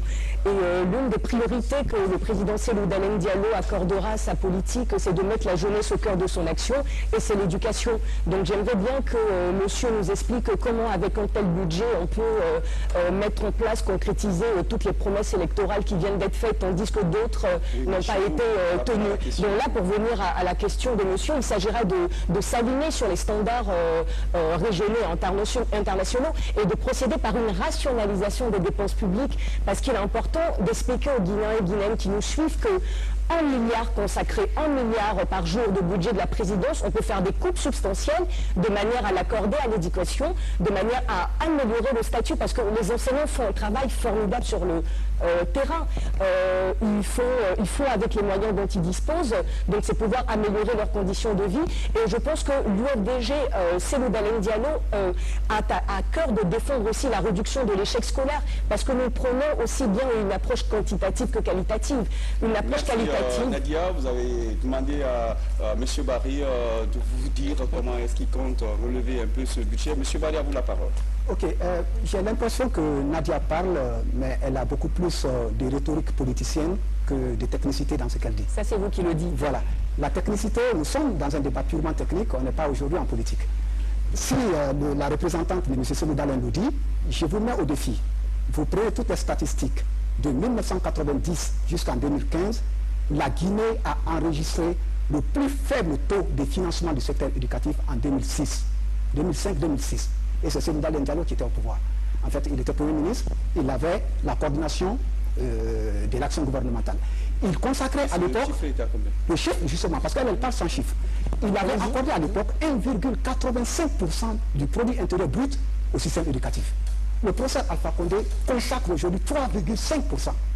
Nous avons triplé. Et quand elle dit les standards internationaux, écoutez, elle n'a pas cité les standards. Le standard sous-régional aujourd'hui est à 4%. La Guinée est à 3,5%. Le professeur Alpha Condé a pris cet indicateur, il l'a pris à 2%. Merci M. Barry. Que pensez-vous de la réaction? J'aurai le droit de revenir. Effectivement, l'Union guinéenne pour la démocratie et le développement va renforcer, n'est-ce pas, le partenariat public-privé. Parce qu'on sait que l'État guinéen n'aura pas tous les moyens possibles pour réaliser tous les investissements dont les Guinéens ont besoin. C'est pourquoi il faudra approfondir ce partenariat public-privé.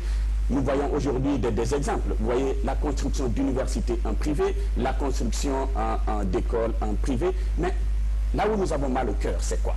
C'est que le budget alloué aux universités privées est 5 fois ou 6 fois supérieur au budget alloué aux universités publiques. Alors que les universités publiques devaient plutôt être la priorité, n'est-ce pas, de l'État. Monsieur Ancien Kabari ne va pas me dire le contraire. L'État consacre aujourd'hui plus de 15 millions de francs guinéens par étudiant aux universités privées et moins de 5 millions de francs guinéens par étudiant aux universités. Donc ça, c'est un cri du cœur.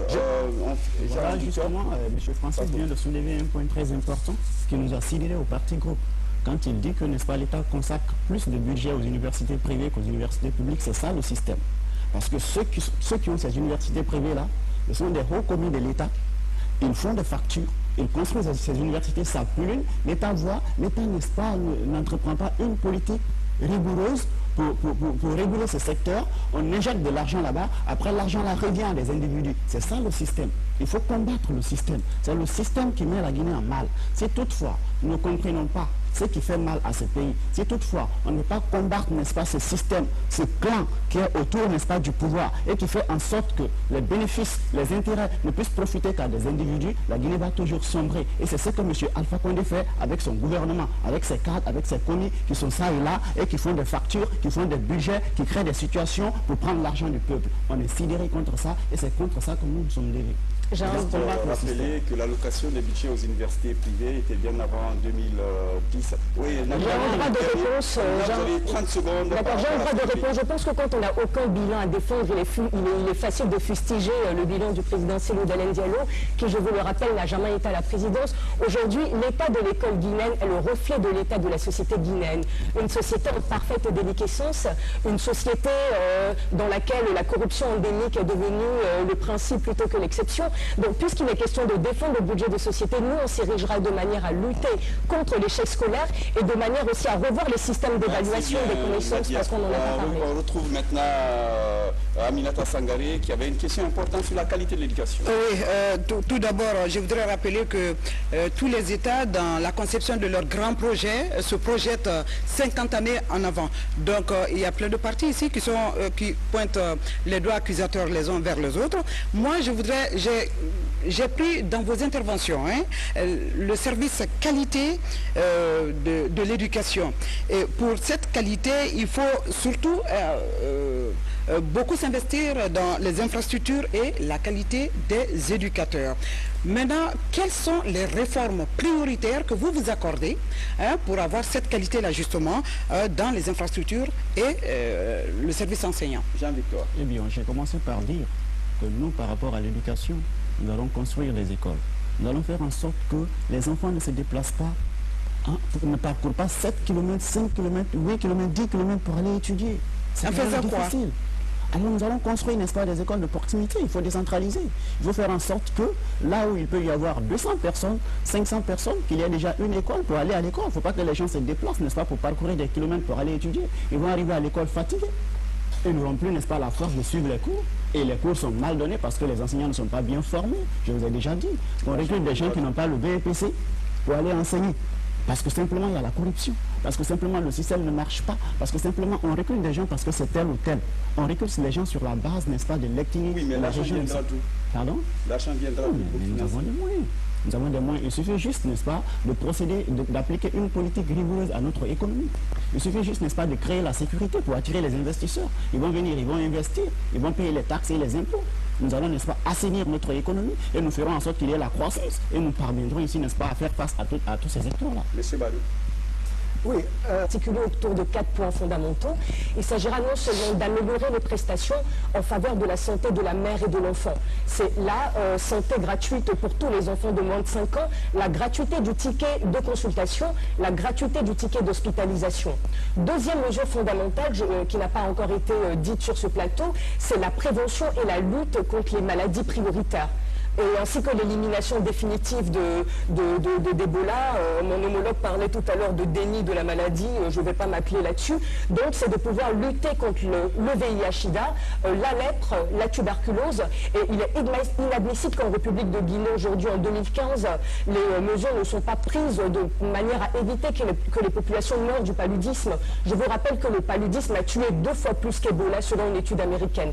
Troisième mesure phare, c'est de développer l'offre de soins de santé, offrir une offre de soins de santé de qualité aux populations qui nous suivent et surtout les rendre accessibles. Nadia, Jean-Victor. 20% du budget à la santé. Nous avons dit qu'il faut décentraliser. Et c'est important aussi que le service sanitaire soit décentralisé. Il faut faire en sorte que dans les villages reculés, que les gens ne se déplacent pas pour venir se soigner, n'est-ce pas, dans les centres urbains. Parce que ça cause des problèmes. Avant même qu'ils n'arrivent, ils sont déjà fatigués et ça cause des problèmes. Ils arrivent faibles et pour les traiter facilement, ils meurent.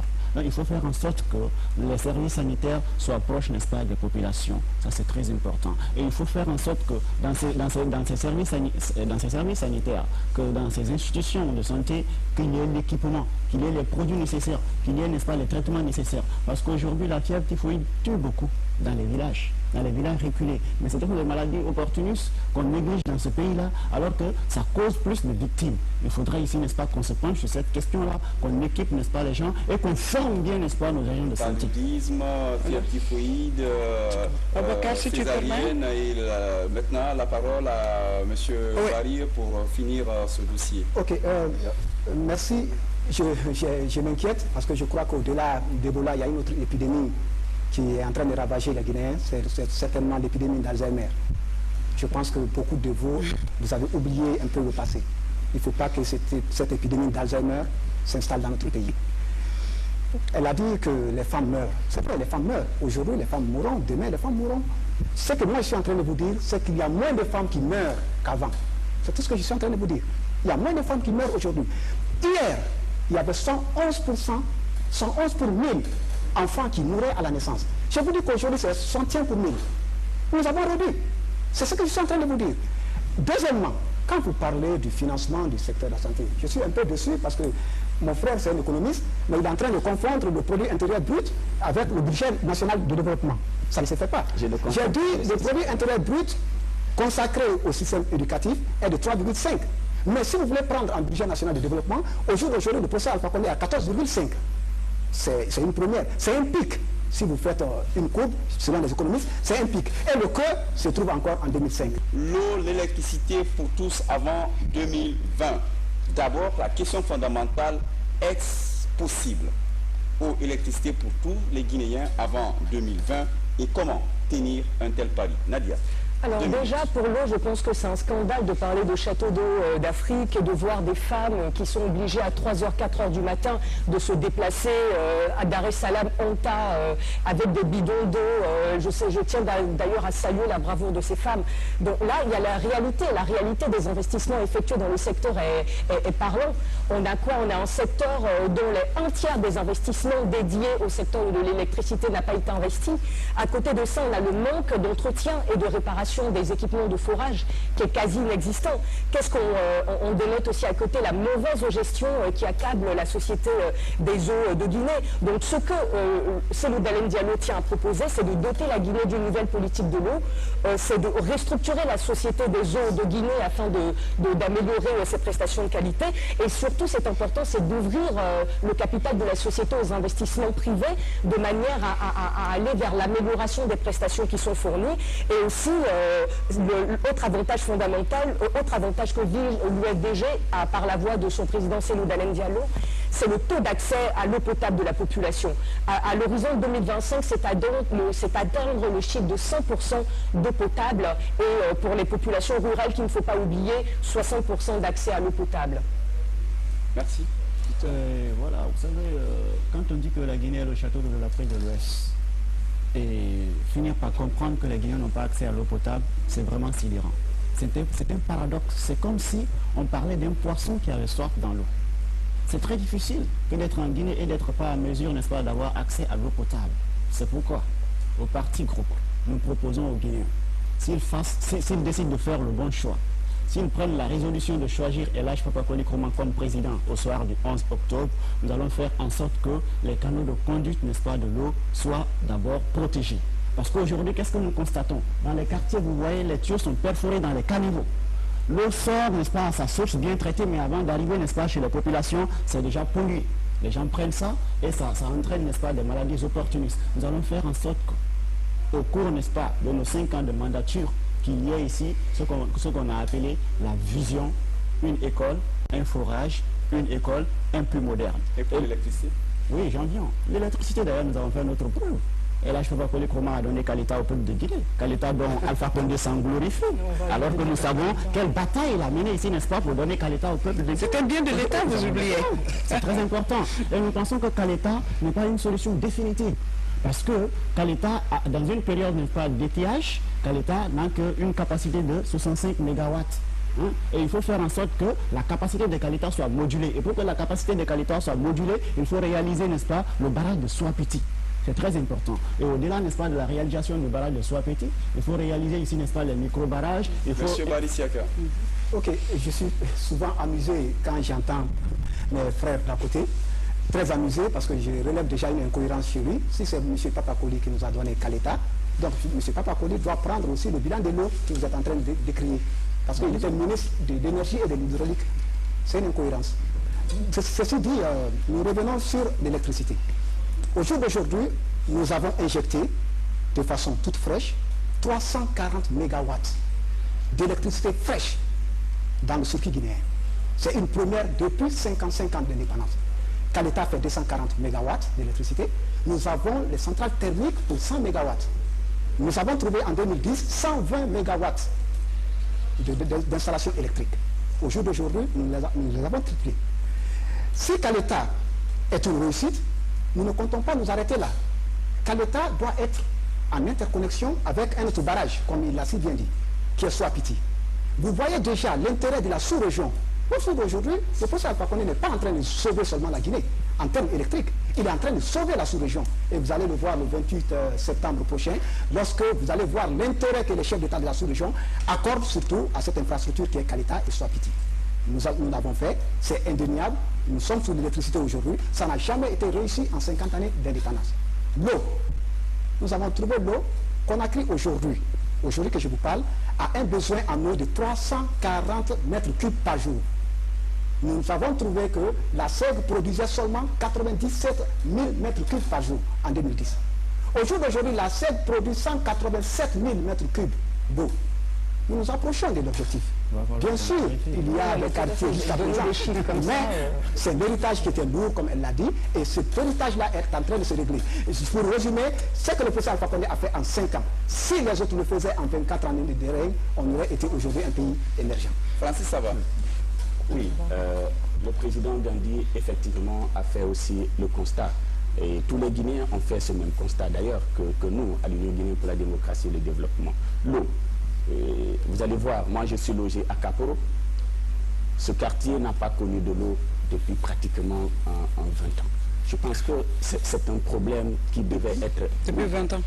C'est un problème qui devait être résolu et qui sera résolu dès que le président Gandhi sera au pouvoir.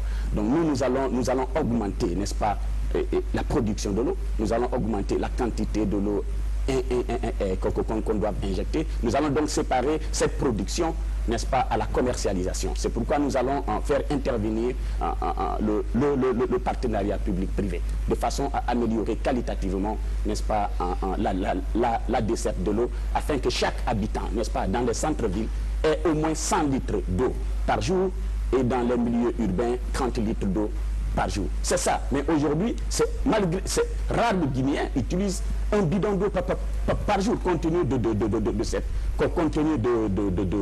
cette rareté. Alors, dans le secteur de l'électricité, ok, n'est-ce pas, quel État dont on s'en glorifie? Je pense qu'il y a eu une mafia autour de là. En 2010, les études faites que Alpha Condé a trouvées prêtes sur la table faisait mention de 250 millions de dollars pour le financement du barrage Kalita. Mais nous avons entendu 550 millions de dollars. 550 millions de dollars, ça fait le double. Où est partie la moitié de cet argent? Cette enveloppe de 550 millions de dollars devait permettre la réalisation du barrage Swapiti. C'est une cascade. Il y a d'abord Garafiri qui joue deux rôles. Le rôle de régulateur, n'est-ce pas, de retenue de l'eau. Et après, il y a, n'est-ce pas, un Swapiti. Et eux, ils ont inversé la tendance. Il y a Swapiti et il y a Kalita. Nous entendons parler de 1 milliard, n'est-ce pas, de dollars injectés, n'est-ce pas, seulement dans l'électricité en 3 ans. Merci. Les 1 million de dollars. Le débat, on pourra tirer la lumière sur les chiffres avancés par les uns et les autres. À présent, place au débat. Qu'est-ce qui est possible de faire avant 2020? Justement, ma question reviendra sur ce volet parce que ils sont tous des politiques, ils ont les intentions pour pouvoir améliorer les conditions de vie des citoyens guinéens. Je voulais savoir comment est-ce qu'un citoyen qui est à Dar es Salaam ou alors qui est à Yukunkun et qui vous suit ce soir peut s'attendre à une amélioration de façon substantielle en termes, n'est-ce pas, de services en tout cas de base, parce que l'eau et l'électricité, ce sont des éléments vitaux aujourd'hui. Est-ce que vous avez des stratégies réalistes, il faut le dire au passage, pour pouvoir changer cette donne-là? Je vais revenir toujours au budget parce qu'on peut promettre, mais compte tenu des axes prioritaires souvent des gouvernements, on peut souvent faire des coupes budgétaires. S'il y a lieu de faire coupes budgétaires, quel secteur vous allez, n'est-ce pas, prioriser en fonction de ces deux éléments-là, l'eau et l'électricité? En fait, vous voulez savoir comment ils vont réellement rendre réalistes les promesses qui ont été tenues lors de cette première prise de parole par rapport à ce sujet. La question à Nadia. Moi, je pense qu'il y a une chose qui est au fondement de tout, c'est la rigueur. Déjà, on nous parle d'1 milliard de dollars d'investis dans le secteur de l'électricité. C'est la montagne qui accouche d'une souris. Qu'est-ce qu'on voit? Quand on nous parle de Kaleta, il faut remarquer que c'est quand même une particularité du RPG Arc-en-Ciel de se vanter de réalisations les plus banales. Encore heureux qu'on ait eu Kaleta. Et là encore, je pense que nos téléspectateurs veulent le savoir. La jeunesse qui nous suit veut le savoir. On a eu affaire à une surfacturation, vous l'avez relevé, pour un montant initial de 175 millions. On en est à 550. On aurait pu avoir 2 fois Kaleta. On aurait même pu, le RPG aurait même pu financer l'achat des consciences comme ils ont pu le faire dans le Fouta. Ça d'une part. Deuxième chose encore, je pense que là, Cellou Dalein Diallo en matière d'électricité, c'est une vision et une stratégie pour éviter cette mauvaise gestion. On a perdu, le président Alpha Condé a eu à le dire, 120 millions d'euros d'équipement fortuitement. Il y a eu avec la société Asperbras des achats de groupes électrogènes qui ont été achetés. On se rend compte de leur inaptitude à satisfaire les besoins. Donc voilà ce sur quoi nous on va il faut bien que les débatteurs maîtrisent vraiment le temps et aillent sur le concret. Jean-Victoire, parce qu'on a très peu de temps. Voilà, et quand nous parlons de Kaleta avec un budget énorme, Moi, je pense que l'étude qui a été mise sur la table en 2010 a été refaite. Parce qu'il était dans cette première étude, la route qui quitte, n'est-ce pas, qui va jusqu'à Caleta n'était pas prévue dans cette étude-là. Et il fallait, n'est-ce pas, améliorer les conditions de vie des populations environnantes. Il fallait construire des maisons, il fallait faire en sorte que tout soit réglé. Donc c'est en cela que, n'est-ce pas, le budget a été un peu rehaussé. Mais vous voyez que quand, n'est-ce pas, comment on appelle, l'entreprise qui devait réaliser Caleta est venue, ils sont venus avec un budget colossal. Et Papa Collé a dû batailler fort, n'est-ce pas, pour, comment on appelle, alléger un peu cette tâche budgétaire. Nous parlons des groupes électrogènes, ça il faut demander à Alpha Condé. Parce que c'est lui qui a nommé, comment on appelle, une autre personne qui n'était pas attachée au ministère de l'énergie, mais qui était attachée à la présidence. Ce sont eux qui savent ce qu'ils ont fait là-bas. Parce que Papa Collé a dit, il faut créer un compte séquence. Dans ce compte séquence-là, il faut loger, n'est-ce pas, les frais qui seront générés, pardon, les bénéfices qui seront générés, n'est-ce pas, par les gros consommateurs. C'est à partir de ce jour-là qu'ils ont commencé à le faire. Donc, il faut demander ça à Alpha Condé. Encore une fois, merci. Je crois que lui-même, il est en train de mitiger un peu la position des deux autres. Bon, il s'agit de l'électricité, il veut prendre ça comme son bilan. C'est la bilan, justement. On a dit que le bilan du professeur est globalement négatif. Moi, je crois que nous sommes dans un débat structuré. Moi, je vais simplement poser la question. Caleta aujourd'hui est une réalité, oui ou non? Je répondrai oui. La population guinéenne de 9 préfectures sur l'axe interconnecté, de Conakry jusqu'à Labé, cette population a-t-elle aujourd'hui accès à l'électricité, oui ou non? Oui. Maintenant, pour ce qui est des débats un peu de bistrot, vous me permettez le thème, où on veut savoir combien de routes ont été tracées pour avoir Caleta, c'est vous qui parlez de combien de millions ont été investis ça et là. Oui, nous ne sommes pas dans un débat d'audit. Je suis ouvert aussi au débat d'audit. Mais simplement, nous voulons savoir quelles sont les infrastructures de base qui ont été mises en place et quelles sont les infrastructures que nous voulons mettre en place. Caleta est une réalité, point final. Je vous remercie de l'avoir reconnu vous-même. Qu'est-ce que vous voulez? La gestion calamiteuse Oui, Francis, vous pouvez aller. nous pose sa question. Oui, je ne sais pas ce que monsieur Ansiaka appelle débat de bistrot. Moi, je pense que les chiffres, les coûts sont très importants dans la gestion d'un pays. La rigueur, n'est-ce pas, de la gestion de nos projets, la rigueur de la gestion, n'est-ce pas, de nos investissements, ça fait des coupes qui peuvent permettre, n'est-ce pas, d'améliorer ailleurs la qualité de vie de nos populations. C'est en cela, n'est-ce pas, je me suis levé, n'est-ce pas, nous levons contre ce coût colossal de réalisation de ce barrage. Merci. Voilà, en parlant de barrages, les programmes de production énergétique basés sur les petits barrages auxquels les cours d'eau de notre pays se prêtent bien sont-ils donc préconisés par le RPG Arc-en-Ciel, hein, le leader du RPG Arc-en-Ciel l'a très souvent dit. Quel est votre avis à propos de ça, hein, le développement des micro-barrages? Oui, et je vous dis encore là, le constat est amer.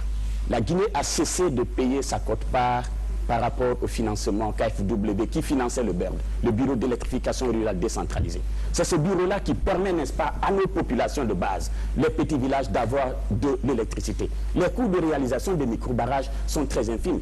Ça quitte de 100 millions, ça quitte de 100 000 $ à 500 000 $. Si nous permettons, même si on prenait que $1 million, aujourd'hui, au lieu de $1 milliard investis et puis on n'a pas vu les résultats, si nous prenons $1 million là-dedans, on aurait au moins 10 villages de la M. Selouda Diallo et de M. Sidia Touré en train de tenir des meetings dans les zones rurales sous les lampadaires. Il y a plein de lampadaires, il y a 38 000 lampadaires qui ont été de façon décentralisée versés dans tous les 304 CRD du pays, versés dans toutes les 38 communes urbaines du pays.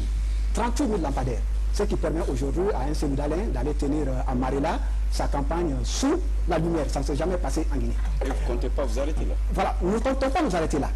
Le barrage de Fomi, le barrage de Kobedou, aujourd'hui les études sont bouclées. Les études sont bouclées. Notre système, c'est quoi? C'est de faire un mixage entre l'hydraulique, le thermique et voire même le gaz. On aura ici des électricités basées sur le gaz une fois que les recherches d'hyperdynamique sur les lages de Conakry seront prometteuses. Merci M. Barry. Nadia. Je pense que là, vous avez une propension à vous accentuer sur la personne de Cellou Dalein Diallo. Je pense qu'on a un président de la République, c'est Alpha Condé, et c'est le seul qui doit répondre des actifs et des passifs de sa gouvernance. Donc là, encore heureux, non, mais attendez, laissez-moi, c'est mon temps de parole. Donc là, dites-nous aux Guinéens, au lieu de parler de lampadaires, qu'avez-vous fait de la gestion calamiteuse des 1 milliard investis? Où sont passés les 120 millions? Il n'y a qu'à se rendre à Quito, le centre émetteur, pour voir la réalité. Et puis les contrats que vous passez, des contrats de gré à gré sans transparence, il n'y a qu'à se rendre. Alors l'UADG, le président Cellou Dalein Diallo est un homme de vision, de stratégie. La Guinée a un potentiel hydraulique de 6,1 gigawatts. Donc on compte bien entendu miser sur ce potentiel hydraulique-là et aménager des barrages. On ne va pas s'arrêter qu'à Swapiti, on a Amaria, on a Kukutamba aussi. Et en plus de ça, je pense que où l'UFDG se démarque, où Cellou Dalein Diallo se démarque, c'est de pouvoir se servir de ces aménagements hydroélectriques pour irriguer les plaines agricoles et aussi pour alimenter les populations en eau potable.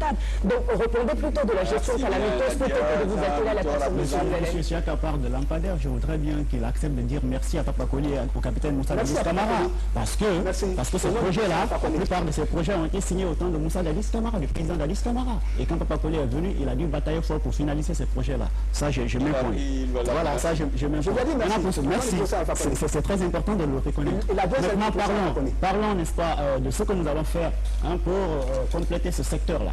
Nous pensons que même si on n'a pas encore les moyens immédiats pour réaliser Swapiti, mais il faut quand même injecter de l'argent pour réaliser, n'est-ce pas, la retenue. C'est cette retenue-là qui viendra, n'est-ce pas, moduler Kalita pour qu'on ait 240 MW, 12 mois sur 12. Ça, c'est très important. Et au-delà de ça, nous pensons que, n'est-ce pas, en Haute-Guinée, il faut, n'est-ce pas, négocier avec la SAG pour que, n'est-ce pas, la SAG parvienne ici, n'est-ce pas, à réaliser ici, comment on appelle, à s'investir dans l'énergie solaire pour permettre ici, n'est-ce pas, à Bouré, à Sigiri d'avoir de l'électricité. Et à Zérékoré, par exemple, les études ont démontré que la forêt forte avec, n'est-ce pas, les reliquats de bois. Sur la même question. J'entends ici des vœux pieux, mais lui, quand je l'écoute, le monsieur du groupe, j'ai l'impression qu'il est en train simplement de décrire ce que nous sommes en train de faire actuellement. J'ai dit que nous avons pris le taux de scolarisation de 78% qui avait stagné à ce niveau depuis 2006. J'ai rappelé tout ce que M. Cellou Dalein l'a laissé à 78%. Les militaires sont venus, c'est resté à 78%. Le procès Alpha Condé, en 5 ans, l'a pris de 78% à 86%. Tous les chiffres que je donne sont vérifiables chez tous les partenaires techniques et financiers. La Banque mondiale, les Nations Unies, l'UNESCO, etc. Donc, je voudrais aujourd'hui qu'on parle avec les chiffres. Amina, tu as parlé de qualité. Justement, on n'a pas de qualité. On ne peut pas concevoir de qualité si d'abord les enfants n'ont pas accès à l'école. Vous ne pouvez pas venir parler de qualité dans un village où il n'y a pas d'école, justement. Et nous avons trouvé sur place que 22 enfants guinéens, chaque année, étaient privés de l'école parce qu'il n'y avait pas une salle de classe. Au jour d'aujourd'hui, nous avons ramené ce chiffre à 14 enfants guinéens. En quoi faisant? Nous avons construit en 5 ans 5098 salles de classe. C'est consultable, c'est vérifiable et c'est fiable. Vous allez sur n'importe quel site de la Banque mondiale. Merci, Nadia. Mais dans ces 5098, quels sont les enseignants? Vous mettez qui et quel est le contenu pédagogique qui n'a pas encore été touché? Là, parlons du régime de Conté. Vous me laissez terminer, s'il vous plaît. À l'époque, on avait donc eu la mise, la fin de la contractualisation. Et là, sous votre régime aujourd'hui, on a cette contractualisation qui met les fonctionnaires dans un état de précarité qui ne dit pas son nom. Donc pour nous, la qualité, ce qui nous semble indispensable, c'est de miser sur la formation et de revoir déjà le mode de recrutement. Le mode de recrutement des maîtres d'élèves à l'ENI, à l'École nationale des instituteurs, c'est de revoir cela et de revoir aussi la manière à accroître la formation continue aussi. La formation continue et de réévaluer, d'introduire beaucoup plus de transparence, d'équité. C'est votre ministre qui l'a dit quand il a dû s'insurger au regard de la médiocrité de la qualité des examens, des prestations. L'école guinéenne, encore une fois, nous fait honte. Donc pour le président Cellou Dalein Diallo, il s'agira dans un premier temps de ne pas mentir aux enfants guinéens et de ne pas mentir L'un des problèmes fondamentaux aujourd'hui, c'est effectivement la concentration, n'est-ce pas, du budget d'investissement au niveau des ministères. L'IGDD fera en sorte qu'au moins 10%, n'est-ce pas, de ces dépenses d'investissement soient allouées aux collectivités décentralisées. De façon, parce que ce sont ces collectivités qui connaissent effectivement la priorité là où ça ne va pas. Ces collectivités donc seront responsabilités et ils vont relever rapidement cette qualité, ce problème de qualité dont l'enseignement gouvernement guinéen aujourd'hui est en train de faire face. Alors, il y a un autre élément important. C'est quoi? C'est que tantôt, j'ai parlé d'états généraux de l'éducation. Ça ne sera pas, nous n'allons pas permettre à un ministère de concevoir les problèmes. Nous allons permettre à tous les acteurs, n'est-ce pas, d'intervenir et de trouver les vrais problèmes, de les diagnostiquer afin que le président Gandhi puisse trouver avec eux les meilleures solutions possibles, n'est-ce pas, pour essayer de remédier à ce problème de qualité-là. Sur ce premier point, il y a un élément qui a été un peu oublié, c'est la santé. Oui, la santé, les spécialistes disent que pour atteindre par exemple les objectifs du millénaire pour le développement et étendre l'accès donc aux soins de santé, le développement à la fois du secteur public et privé est indispensable. Selon vous, quel est le regard que vous portez aujourd'hui sur le secteur médical public et privé et quels sont les secteurs prioritaires que vous, en tant que parti au pouvoir, vous allez d'abord faire face? La parole, je préfère à Topin. Nous pensons que cette situation du service sanitaire aujourd'hui en Guinée est lamentable. La preuve, c'est ce que nous avons connu avec Ebola. Si nous avions un service sanitaire compétent, si nous avions un service sanitaire équipé, si nous avions des gens bien alertés, bien informés, cette épidémie n'allait pas faire ce qu'elle a fait dans ce pays-là. Quel laxisme de l'État! Nous avons vu combien de fois l'État a dû tarder, même pour déclarer l'état d'urgence, l'État n'a pas pu. C'est un manque de responsabilité, c'est une irresponsabilité de la part de l'État. Pour les 5 prochaines années? Oui, bon, voilà. Nous, lorsque nous aurons le pouvoir au soir du 11 octobre, voici ce que nous proposons aux Guinéens. Nous proposons d'abord d'équiper les services sanitaires. Nous proposons également, n'est-ce pas, de construire des CHU. Il ne suffit pas d'avoir, n'est-ce pas, le CHU de Donka pour penser que, n'est-ce pas, nous avons un hôpital. Il faut décentraliser. Il faut faire en sorte que dans tous les chefs-lieux de régions administratives, qu'il y ait des CHU. Il faut faire en sorte. Merci. Oui, en fait, le constat, encore une fois, est amer. Je suis assez écœuré quand j'entends M. Siakabari se lancer des fleurs. Allez-y à Donka. Allez-y à Ignace-Dine. Il y a des hôtels flambant neufs qui coûtent des millions, des dizaines de millions de dollars qui sont construits à cause d'hôpitaux, n'est-ce pas, là où vous ne pouvez même pas vous mettre à l'aise. Je pense que c'est une honte pour notre pays. Ce qu'il faut faire, c'est de réhabiliter rapidement et très rapidement, et dans les 6 premiers mois du pouvoir de M. Gandhi, nous allons réhabiliter rapidement ces hôpitaux en public. Nous allons réhabiliter aussi les hôpitaux, les centres de santé au niveau, n'est-ce pas, en préfectoral et au niveau régional. Je pense que ce sera d'abord cela la priorité du président Gandhi quand il sera au pouvoir. Et naturellement, il y a aujourd'hui quelque chose qui est écœurant aussi. Il y a plus de médecins, il y a plus de diplômés universitaires formés que plus de techniciens, que plus d'agents de santé, plus d'ingénieurs. Alors que la pyramide devait être inversée. Monsieur Abassia Kabari. Siakabari, oui, je voudrais préciser la question par rapport à ce qu'il dit. Les grands hôpitaux, les 2 grands hôpitaux du pays, doivent-ils être érigés en centre universitaire? Ça c'est un. Et la deuxième question, est-ce que ce lourd héritage que le RPG a eu aujourd'hui peut être reformé dans les 5 prochaines années? Merci. Je m'accroche à votre dernière phrase et je suis bien content que vous ayez prononcé le mot lourd héritage. C'est vrai que c'est un lourd héritage que nous avons trouvé en place. Mais je crois que mes amis, lorsque je suis en train de leur montrer la lune, ils regardent mon doigt. C'est pas comme ça. Nous avons mené des réformes structurelles. Ces réformes structurelles, ce ne sont pas des tapes à l'œil.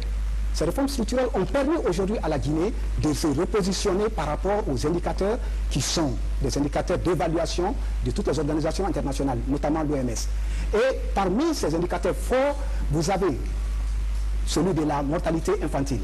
Le président, avec son programme de césarienne gratuite et d'accouchement gratuit, a réussi à ramener cette mortalité infantile de 71 pour 1000 naissances, c'est-à-dire il y avait 111 enfants qui mouraient pour 1000 naissances, à 100 aujourd'hui, 100 enfants pour 1000 naissances. Donc nous avons gagné 10 points. J'aime parler avec les chiffres.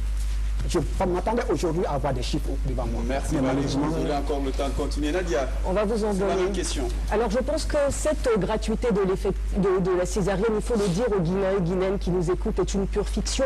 Sinon, moi j'aimerais aujourd'hui sur ce plateau que l'on honore la mémoire de Aïssata Kamara, qui est dû perdre la vie sur le sol même de l'hôpital de Donk à faute d'une assistance médicale nécessaire. Donc comment parler de gratuité de la césarienne si les mesures d'accompagnement propres à asseoir cette gratuité ne sont pas au rendez-vous? Je vais parler par là par des mesures hygiéniques, je vais parler par là des produits pharmaceutiques. Donc là, en 2015, il est inadmissible pour un pays aussi riche que la Guinée d'avoir à perdre une vie humaine comme ça. Donc revenons aux chiffres, puisque vous les aimez tant. La santé, le secteur de la santé, le parent pauvre de l'éducation, de la politique menée par le pouvoir en place, puisque là on parlait de chiffres, on n'en a que 3,96% du budget alloué à la santé. Qu'est-ce qu'on veut faire ce peuple guinéen? Voilà les différentes actions que le président Cellou Dalein Diallo compte poser en tant que président de la République au soir d'octobre 2011. C'est non seulement l'amélioration de la qualité de vie. À Boubacar Kola Diallo pour une nouvelle question toujours sur le secteur de la santé pour un dernier tour de table d'ailleurs. Justement pour une question de visibilité et de lisibilité quelque part, vous êtes tous en tout cas unanimes qu'il y a nécessité de réformer le système sanitaire de notre pays. Je voulais savoir, avec des expressions, si vous voulez, avec une politique beaucoup plus explicite, la réforme sanitaire que chaque parti politique entend faire pour essayer de repenser cette triste situation que nous traversons présentement. Ah bah, oui, moi je l'ai dit tantôt, et j'ai dit les 6 premiers mois du président Gandhi, ça va être la réhabilitation des CHU. Et ça va être la réforme, n'est-ce pas, du système de gestion même de ces hôpitaux. Nous allons rendre ces hôpitaux plus autonomes, nous allons rendre disponibles, n'est-ce pas, les médicaments, n'est-ce pas, pour effectivement rendre gratuit la césarienne. La césarienne, elle n'est pas gratuite, c'est une fiction, effectivement, je suis d'accord avec Nadia. Les femmes meurent dans les hôpitaux, il ne faut pas se voiler la face. Les femmes meurent. Nous pensons qu'il faudra aussi, même au niveau de l'éducation, non seulement il faut 3,5% du budget national, je pense que c'est inconcevable. Il faudra progressivement aller en augmentant ce budget jusqu'à plus de 10%. Nous, notre vision, c'est d'atteindre 15% du budget. Merci. D'accord. Merci. Nadia? Oui, le président Cellou Dalein Diallo a une action, il a une vision, une stratégie qui va s'arrêter. Bonsoir à tous et merci de nous accepter chez vous pour ce nouveau rendez-vous de programme croisé. Ce soir, avec nos invités, nous débattrons du centre d'intérêt électoral des populations. Autrement, comment accroître l'accès aux services sociaux de qualité et les infrastructures de base. Oui, Aboubacar, eau, électricité, habitat, comment les rendre accessibles à plus de Guinéens? Quel programme à la meilleure offre en termes de transport public et de télécommunications? Les soins de santé et l'éducation seront-elles prioritaires? Autant de questions sur lesquelles les électeurs voudraient des réponses claires et précises des candidats pour motiver leur choix. Sur ce thème, donc, nous aurons 2 plateaux. Le premier, c'est avec les invités présents sur ce plateau. Oui, des invités que nous recevons aujourd'hui. Monsieur Sakabari est donc conseiller du directeur de campagne au sein du RPG Arc-en-Ciel, Rassemblement du peuple de Guinée et parti allié. Bonsoir, Monsieur Siaka. Bonsoir. Bienvenue sur ce plateau. Merci, le plaisir est partagé. Voilà, à côté de lui, nous aurons l'UGDD, entendez, l'Union guinéenne pour la démocratie et le développement. Aujourd'hui, c'est Francis Haba, vice-président des finances et du développement, qui répondra à nos questions. À ma gauche, vous avez Nadia pour une deuxième fois. Bonsoir aux Guinéens et Guinéennes qui nous suivent. Bonsoir à la jeunesse guinéenne. Nadia est porte-parole de l'UFDG, Elhadj Cellou Dalein Diallo. Tout à fait. Et à l'extrême gauche, vous avez le parti groupe, la génération pour la réconciliation et l'union et la prospérité. Ce sera donc M. Jean-Victoire Topa, qui est directeur de communication. Voilà, c'est ça. Bienvenue donc à tous nos invités, mais aussi aux téléspectateurs qui nous suivent. Vous l'aurez remarqué pour ceux qui ont suivi les 2 premiers numéros. Cette fois-ci, nous avons renforcé un peu notre table avec la présence de notre confrère de Familia FM, Aboubacar Kouila Diallo. Bonsoir. Bonsoir. Bienvenue sur ce plateau pour ce programme croisé. Bien avant d'inviter donc les partis à prendre la parole et à dégager leur vision sur le thème, nous allons essayer de cerner son concept et les grands enjeux de ce thème de croissance et de développement pour un pays avec l'avis d'un universitaire. Cette fois-ci, nous faisons appel à Dr Fassiné Conté. Il est docteur en économie, enseignant-chercheur et recteur de l'université Mahatma Gandhi. C'est ici à Conakry. Nous le suivons. Je voudrais commencer par dire que, vous savez, nous, les pays en développement, nous avons 3 caractéristiques, à savoir le fait que nos populations ont un faible revenu, la mauvaise qualité des infrastructures ou leur quasi-inexistence, et le fait que ces populations ne prennent pas part aux prises de décision les concernant. Donc, pour relever le défi du développement ou alors de la pauvreté, il faut forcément régler ces 3 problèmes. En ce qui concerne les infrastructures de base, permettez-moi de les citer, l'éducation, la santé, l'eau et l'assainissement. Ces infrastructures de base permettent de donner à ces populations des aptitudes leur permettant d'améliorer leur productivité. Et par ricochet, la croissance que nos chefs d'État revendiquent le plus souvent dans leur discours de fin d'année. Sur ce plateau, nous attendons donc vos propositions. Que proposent vos partis pour améliorer l'accès aux services sociaux de base et aussi la qualité des infrastructures pour les 5 prochaines années. Donc, le premier niveau de question à tous les candidats, comment améliorer la qualité de l'éducation et du système de santé en Guinée? Chacun de vous a 2 minutes. Nadia. Alors, pour le président Cellou Dalein Diallo, les ressources humaines constituent le premier facteur de développement de la nation. Donc, en ce sens, pour lui, le plan d'avenir de la Guinée, c'est l'investissement dans la jeunesse. Et qui dit l'investissement dans la jeunesse, dit une jeunesse qu'on sort des perspectives désespérantes dans lesquelles ils sont. Une jeunesse à qui l'on donne de l'emploi, mais pour trouver de l'emploi à cette jeunesse, il faut assurer en amont son éducation. Alors, l'argent est le nerf de la guerre, vous conviendrez, vous qui me suivez devant votre poste de télévision.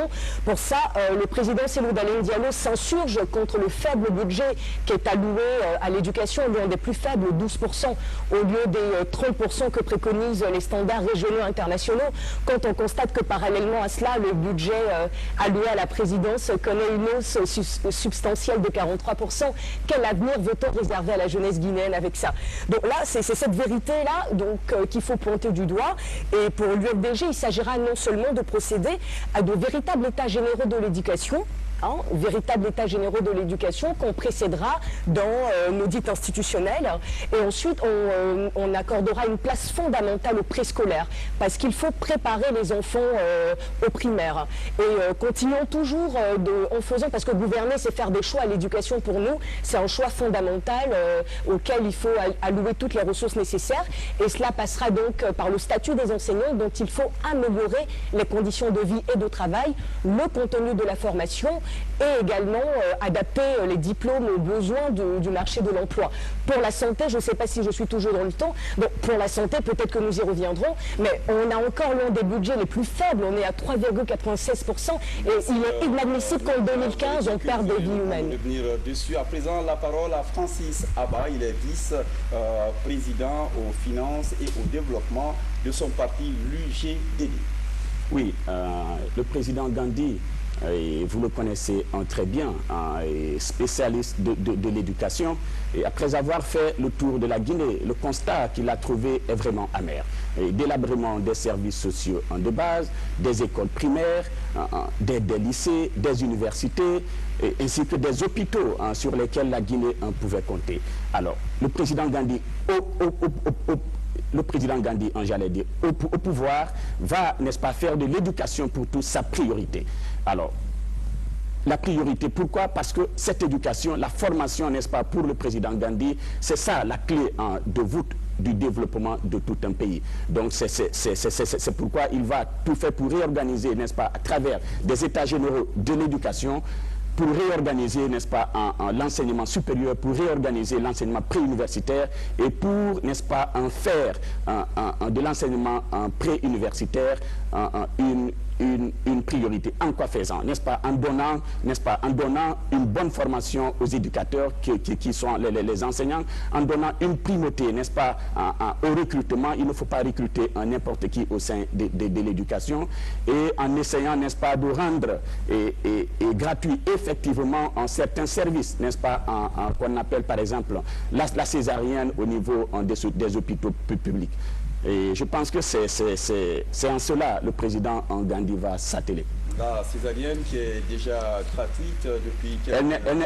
Elle n'est pas gratuite, la césarienne. Sur toute cette année, on pourra revenir sur ça en profondeur. À présent, nous allons passer la parole à Jean-Victoire Tokpa du parti groupe. Il est directeur de communication donc, de son parti. Voilà, vous savez, quand on parle de projet de société, les gens abordent souvent la question avec des théories universelles. C'est pourquoi nous, au parti groupe, nous avons pris le temps d'examiner la situation des Guinéens. Nous sommes allés sur le terrain. On a été à Kabak, on a été à Zempa, on a été à Gamou-Berema, on a été à Kaboukaria. On a vu les conditions dans lesquelles les Guinéens vivent. On a vu comment les gens étudient, n'est-ce pas, dans des conditions délabrées.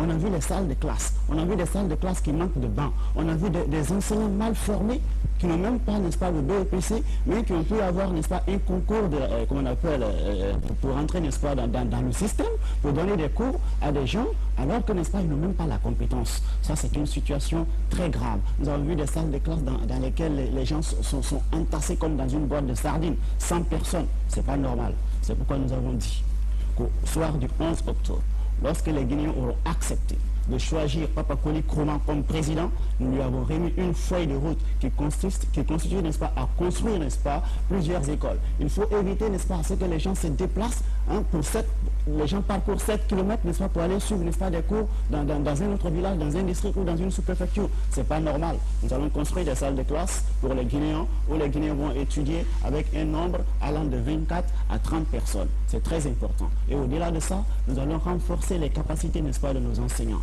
Il faut que les enseignants soient recrutés sur la base de la compétence. Il ne faut pas recruter les gens par affinité sur la base de la corruption. Ça va, n'est-ce pas, endiguer le processus de développement du système éducatif, parce que nous savons que dans le temps, la Guinée était une référence au temps de Sékou Touré. Hein? Si Sékou Touré a osé, n'est-ce pas, demander l'indépendance de la Guinée, c'est parce qu'il avait des cadres, n'est-ce pas, qui pouvaient alors défendre la Guinée et qui pouvaient, n'est-ce pas, faire de la Guinée un État émergent parce que simplement ils avaient la compétence. Mais aujourd'hui, notre système éducatif est à un niveau très bas. Tokpa. Maintenant, nous tournons vers M. Siaka Bari, conseiller du directeur